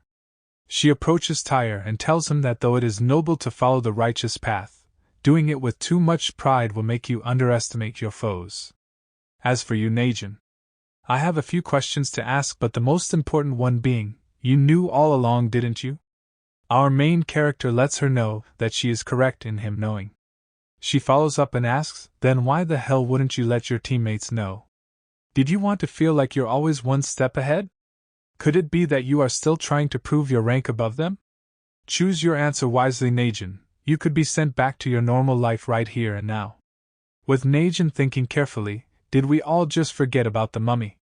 As the bandages begin to come off, what lies underneath isn't a mummy at all, as he breathes in relief from being wrapped this whole time. The crew looking over in disbelief, Tyre recognizes him to be Fidorance, aka Knight Periwinkle Wild Dog. Tyre further thinks to himself, damn, the mummy was a knight this whole time. Considering this was a test, he went easy on us and we still got our teeth kicked in. Wild Dog Knight, finally breathing air directly, commends the group on doing a solid job. I owed Ludica, so she had me set this up for your test. As Wild Dog wonders what Ludica and Nagian are speaking about in private, he states, Damn it, we're late as is. Tyre thinks, late to what? As Lucian asks, you're him, the periwinkle wild dog, correct? Wild dog blushes as he states, oh, I wasn't expecting anyone would notice. Yeah, right, wild dog, sure. Lucian, with a bit of concern, asks Wild Dog, for the sole purpose of a test, why would you guys raid a village? You guys are knights and I understand we had to be tested, but at the cost of innocent townspeople? They all looked to Lucian as her statement couldn't be truer. Meanwhile, Ludica asks, what of Luce? Nagion takes his time to answer as he thinks, such a vague question, she's definitely trying to get information out of me but I don't know what side she is on. He then answers, you should ask Luce, I'm not too sure to be honest. Ludica asks, what the hell do you mean you're not sure? Our main character replies, we had a bit of a falling out and Luce took it upon himself to leave. I can only speculate, Knight Ludica. She scoffs at Nagion and states, that coward Luce is disqualified anyway for ditching the quest, so who gives a damn? Now answer me this, when did you know this was all a test? Nagion states, a few things alerted me that this might be all set up. For starters, the town girl claims that many of the villagers were slaughtered and yet, not a drop of blood in sight. Not to mention the damage to the town was obviously not fresh. Ludica staring, wanting to hear more, Nagion continues to say, I knew for a fact that the town girl was full of crap the second she said, the 5 of you are knights' apprentices, so help save us. How did she know we started off with 5 considering Luce left far before we got there, and she knew we were knights' apprentices? I knew that meant she was waiting for us. I knew this was either a trap or a test. Ludica asks, then why not tell the rest of the group? I wasn't 100% certain, Knight Ludica, answers Nagion. Then why would you go into the cave with your crew if you were not all the way sure? Nagion replies, I went in to be sure, and in a short time I was. How's that exactly? Nagion states, Wild Dog had your umbrella. That would mean that you two would have came in contact, and for him to have your umbrella and him not be injured in any way didn't make sense considering we've faced you before, and you are not the type to be defeated without causing your foe damage. At that point I knew for a fact that you were behind all this. Now audience, everything Nagion just states was completely false. His gift in being able to read the body language and expressions of people are elite. He knew that the town girl and Wild Dog, even through the bandages, were lying to begin with. Nagion continues to state, I didn't tell the crew because they wouldn't have performed to the best of their ability if they knew it was a set-up test. Ludica is skeptical even though everything he said makes complete sense, but there is something about how he is acting. She further thinks to herself, but damn, him deducing so much from so little is beyond the level of an apprentice. He also displayed a bit of his power this time at least. Nagion waiting in anticipation for Ludica's next statement, she says, good to know all this and want you to know, I don't like you at all. Nagion, taken back from her statement, she continues to say, you use your crew like disposable chess pieces, where's the honor in that? I will watch you closely, Nagion, know this. As Ludica and Nagion make their way to the rest of the group, Nagion knows that he is a target of Ludica now. Lucian approaches Nagion with breaking news, hey man, just so you know, this whole thing was a test. Nagion can only think to himself at that moment, duh. As they exit the cave with Wild Dog, finally happy to get some sunlight after being in the cave for a couple of days, Tyre asks Knight Ludica, so what's next? She states that they are all going to meet with the rest of the special second class. Nagion hears Ludica's statement, and knows that the more knights and apprentices are around, the higher his chance of being discovered as a fraud. Ludica hears a voice that says, don't have to rush at all. As she looks up to see what appears to be a couple of allies, the same voice states, we decided to come to you since you were already running late. The one donning the metal helmet tells the one in the blue coat to stop being a damn wuss and move it. While the one in the blue coat replies, I can't move any faster, man, how's about you slow it down a notch? Ludica, observing with a somewhat of a stank face, looks to see a bunch of the special second-class apprentices catching their breaths. Lucian points out that they all must be at our level, or at least it seems. One in particular, with teal hair, looks over and notices our main character from afar. The next second, She zooms over, appearing right before the group, with Najian shocked and Tyre impressed that he couldn't even see her move considering how fast she is. The teal-haired girl cocks her hand back with a smile and launches it towards our main character, as he hasn't the slightest clue if she is friendly or attacking on behalf of the masked bandits. She extends her hand with her palm open for a handshake, to his surprise, with everyone watching on. She cheerfully states, "Najian Woodayan, long time no see. How's life?" Najian is stunned, as he does not know what to do, as this beautiful yet powerful girl is awaiting his response. He's thinking, damn it, no good could come from this. With her hand still extended, Najian observes everyone else standing behind her. The knight Cerulean Zeus, the one with the blue coat, points out to Black Hen Warren, the metal-masked knight, that the one with the blonde spiky hair must be Najian. Black Hen notices and states, "That's supposed to be the prodigy?" Cerulean, standing on a branch above, yells down, asks the knight known as Sky Blue Raccoon if that is the Najian that everyone talks about. With her mouth open, standing in confusion, she replies, "Don't know for certain, but if it is Najian, he's supposed to have the highest potential of them all from what I hear."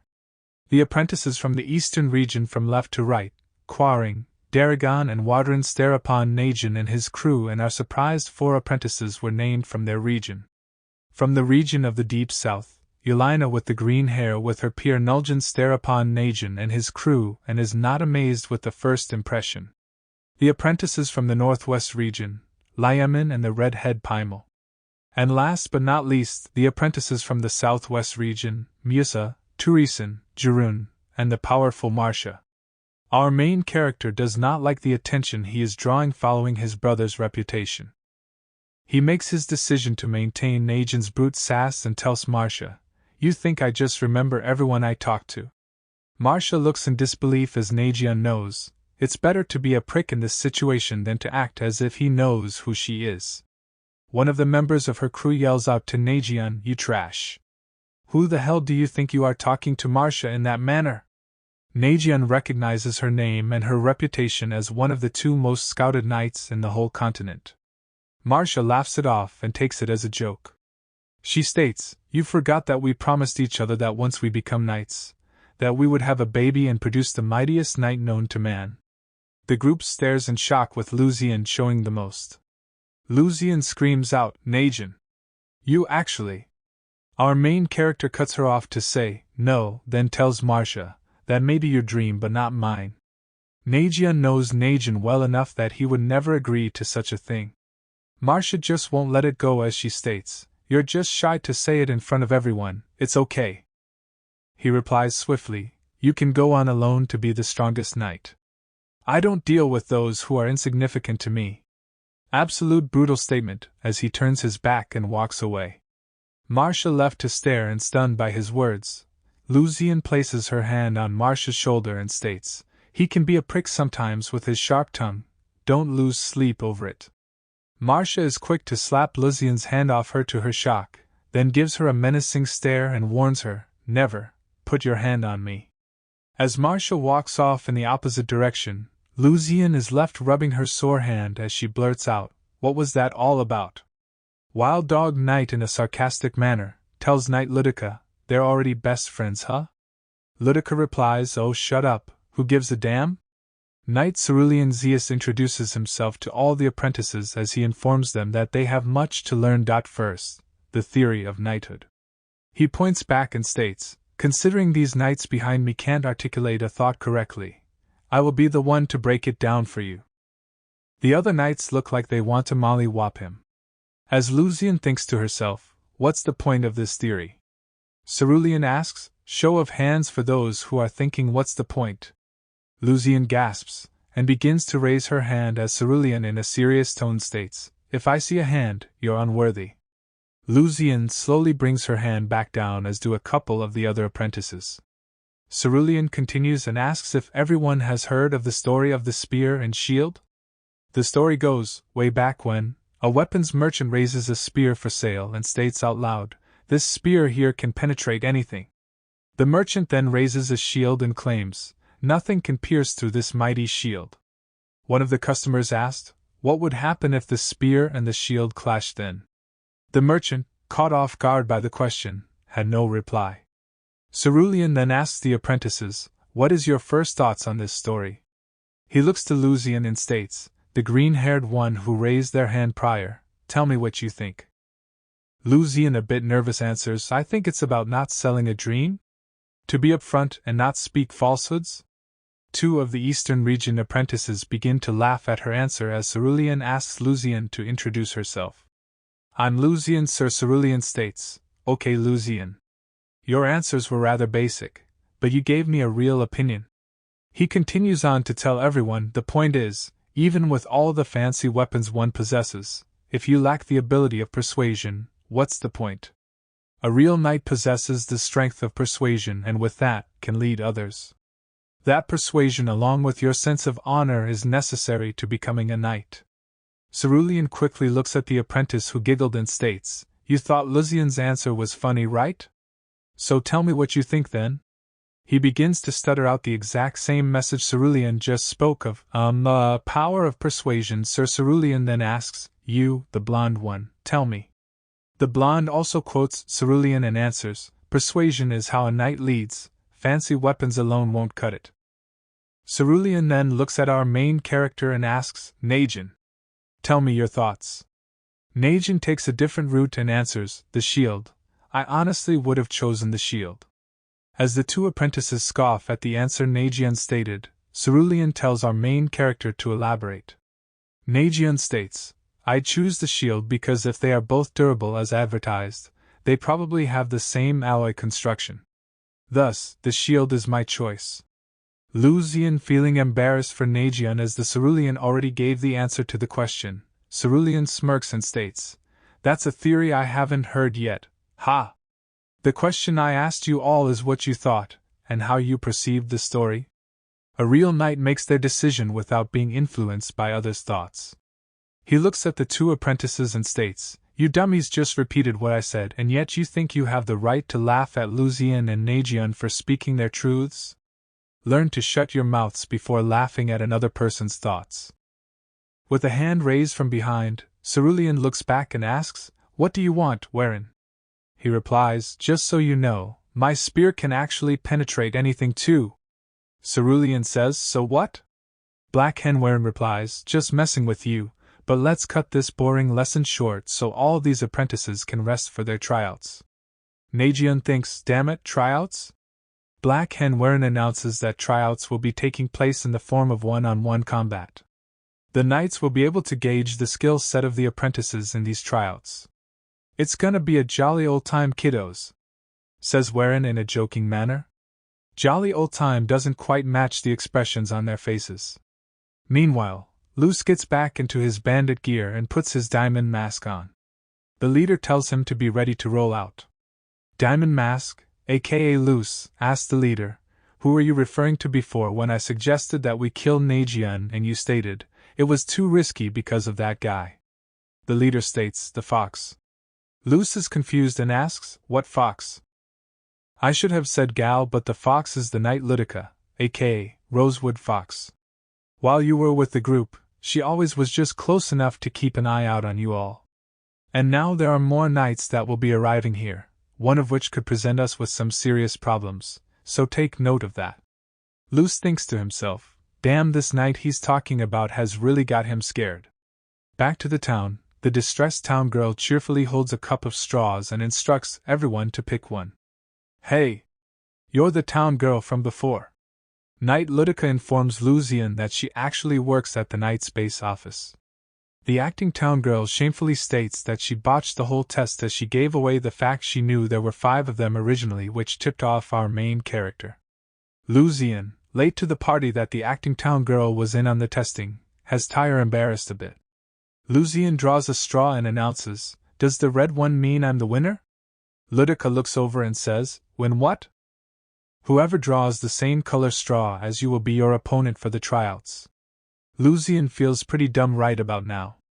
As footsteps approach Lucian, the same blonde-haired apprentice who laughed at her answer earlier states, "I just so happened to get red straw also, and yet, I feel like the winner, glad you picked red." As he implies that she will be easy work. Lucian, who always seems late to the party, answers back, "Ugh, I guess you're welcome." She then thinks, what does he mean by feeling like the winner? Tyre whispers into Lucian's ear, "They were just making fun of you just now. Make sure you make them eat those words." Lucian is starting to understand what just happened and flips the switch. Veins popping out of her face with anger, she yells at the trash talkers and tells them she's going to wipe the floor with them. The stage is set with all of the paired apprentices with matching colored straws set to face off in the tryouts. Black Hen Warren reaches into the cup to see who is to compete first. And would you know it? It's red! The cocky blonde apprentice versus our very own Lucian. Face to face and ready to go with Lucian feeling she has something to prove after all the smack talk, Black Hen Warren notices that neither of them are donning their weapons. "Get these two some damn weapons!" screams out Warren as Lucian did not think it was this extreme of a battle. With a weapon being tossed to each of the apprentices, Black Hen Warren instructs the blonde known as Wadrin to attempt to kill Lucian. In a split second, Wadrin goes from many feet in front of Lucian to right beside her as he attempts a fatal shot. Clang!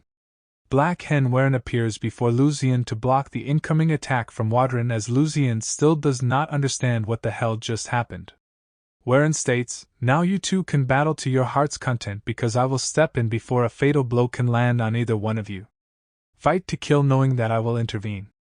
As the other apprentices look on as they hear Warren state that if he has to step in, the match will be over. With the rules set, Lucian and Wadrin face off again with Warren using his helmet as the starting bell as he yells out, "Ready! Go!" And so they do. Wasting no time, Wadrin leaps with a lightning-quick roundhouse kick right into the side of Lucian's head that sends her sliding back as she tries to gather herself. Leaving no breathing room, Wadrin comes in with an axe kick and lands flush with serious impact. Wadrin isn't playing around as he cocks his fist back and lands a hook across her jaw. The ass whooping continues with an elbow to her ribs with Lucian not being able to keep up. Wild Dog Knight looks on and thinks, "Damn, this fight is one-sided." With a brutal front kick delivered to Lucian's gut, Wild Dog Knight sees the intention of Wadrin as he continues to mash up Lucian. Lawson picks up on it as well and points out to Nagion that Wadrin is not using his weapons at all. With his fists balled up in rage, Tyre sees clearly that Wadrin is not trying to win quickly but rather beat on Lucian for as long as he can. He's simply toying with her at this point, states Tyre. Nagyon's concerned how far this will go. Flashing back to Fadian's assessment of Lucian, she states, "It's not that you're weak, Lucian, but I am concerned for you.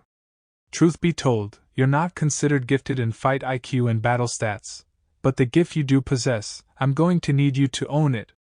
Back to the present, and Lucian takes an uppercut to her jaw as she thinks to herself, "I can't own my gifts if I don't know what they are." She clenches her sword and continues on to think, "But taking a fade to today is not on my schedule."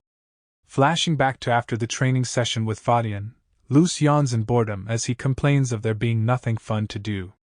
Out of the corner of Luce's eye, he sees an opportunity for a possible good time. He sees Nagion walking through the crowd with his spirits low as he asks, "Should we just beat him up today, or beat the dog piss out of him today?"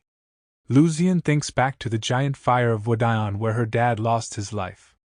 Her teeth grinding and blood boiling, she tells Luce to step back. "I'll be the one to trash this fool." After landing blows and pinning him against the wall, she demands, "Go on. Tell me why'd you do it?" Luce, as cold as can be, yawns and tells Tyre, "Is she still harping on that? It's played out by now, man." With Nagion remaining silent, Lucian demands, "Why burn down Wodion? Why kill my dad, huh? Say something." In a more somber tone she then asks, "Did my dad deserve this?" Nagion takes a second to gather his breath and states, "I don't know."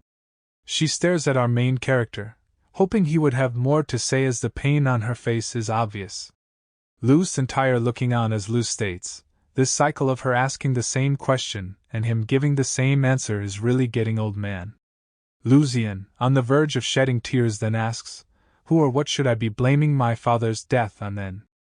Nagion stares back with no response, and back to present day, he has the same stare, as he is witnessing Lucian's beatdown along with the other groups of apprentices, most of which displaying a look of concern. With drips of both blood and sweat hitting the ground from Wadran's fist, he's actually exhausted himself from beating down on Lucian. Lucian, beaten up and barely standing, still shows no signs of giving up. Knight Ludica turns to walk away as Knight Raccoon asks her where she is walking off to. She replies, "This twisted game Warren is playing is something I don't want to watch anymore." Cerulean Knight asks Black Hen Warren, "When do you intend on stepping in?" "This is only a test, Warren, not a fight to the death." Warren answers, "Lucian is still standing strong enough, let's see how much she can handle." "Cut the crap, Warren. It's gone too far." Black Hen Warren takes a second to think, as he giggles a bit. Wadran and Lucian still face to face. Lucian raises her fist with the last of her remaining strength. Wadran, dumbfounded by Lucian's resilience, cocks his fist back, and before he can swing, his fist is caught mid-strike. Black Hen Warren finally steps in and declares Wadran the victor in this battle. The two apprentices shake hands as Lucian is asked by Wadran, "You're Lupia, right?" She answers, "My name is Lucian." He quickly responds, "Well, Lucian, you're unfit to be a knight. Nowhere near strong enough for this line of work." As she opens her mouth to react, Wadran states, "This special class unit needs real talent and skill. Truth be told, you're going to get one of us killed, Lucian. Don't disrespect the title of a knight by thinking you can become one." As Wadran turns his back and walks away, Lucian is left standing as chatters from the other apprentices can be heard saying, "Damn those apprentices from Wodion are trash, bet they rode the coat-tails of Najin the whole way," followed by laughter. Lawson is disgusted by everyone's trash talk of Lucian as Tyre states, "Those other apprentices are shameless." Lucian's pride is strong, but the stuff they said has to have cut her deep. As she wobbles over to the crew, Lawson asks her if she is okay. She stops for a second, then smiles from ear to ear as she tells the group she just got molly-whopped and now have to win their battles to make things right. Najian is reading her expressions and body language like a book. As she walks off in seemingly high spirits, she tells the group that she needs to take a breather. Lawson expresses his surprise of how she is handling her defeat as Tyre mentions, she is taking this like a real champ. Najian sees something different. Black Hen Warren grabs the next straw and yells out, "Orange is next. Najin versus Yolnia. Let's see what you got, young prodigy." Originally, Najian planned on giving up. The risk of him getting destroyed in front of everyone would reveal that he is not the real Najin. As Warren is about to announce the beginning of the battle, Najin asks, "What's the point of this silly tryouts anyway?" Warren is surprised by the question and angrily asks, "What the hell did you say?" Our main character thinks to himself, "Lucian isn't strong at all, even back when she bullied me, I knew she was weak." Yes, she comes off as a hothead, but she tries to cover her emotions every chance she gets even after fighting Wadran. Why should I care about her? As Najin's opponent asks him, "You got something to say about this tryout?" Najin continues to think, "Considering how much Lucian has bullied me, I should be applauding her defeat." But he actually felt angry. He then screams out, "I'll take every single one of you trash apprentices all at the same time. Bring it on!" All the apprentices are completely thrown off guard and stare in shock.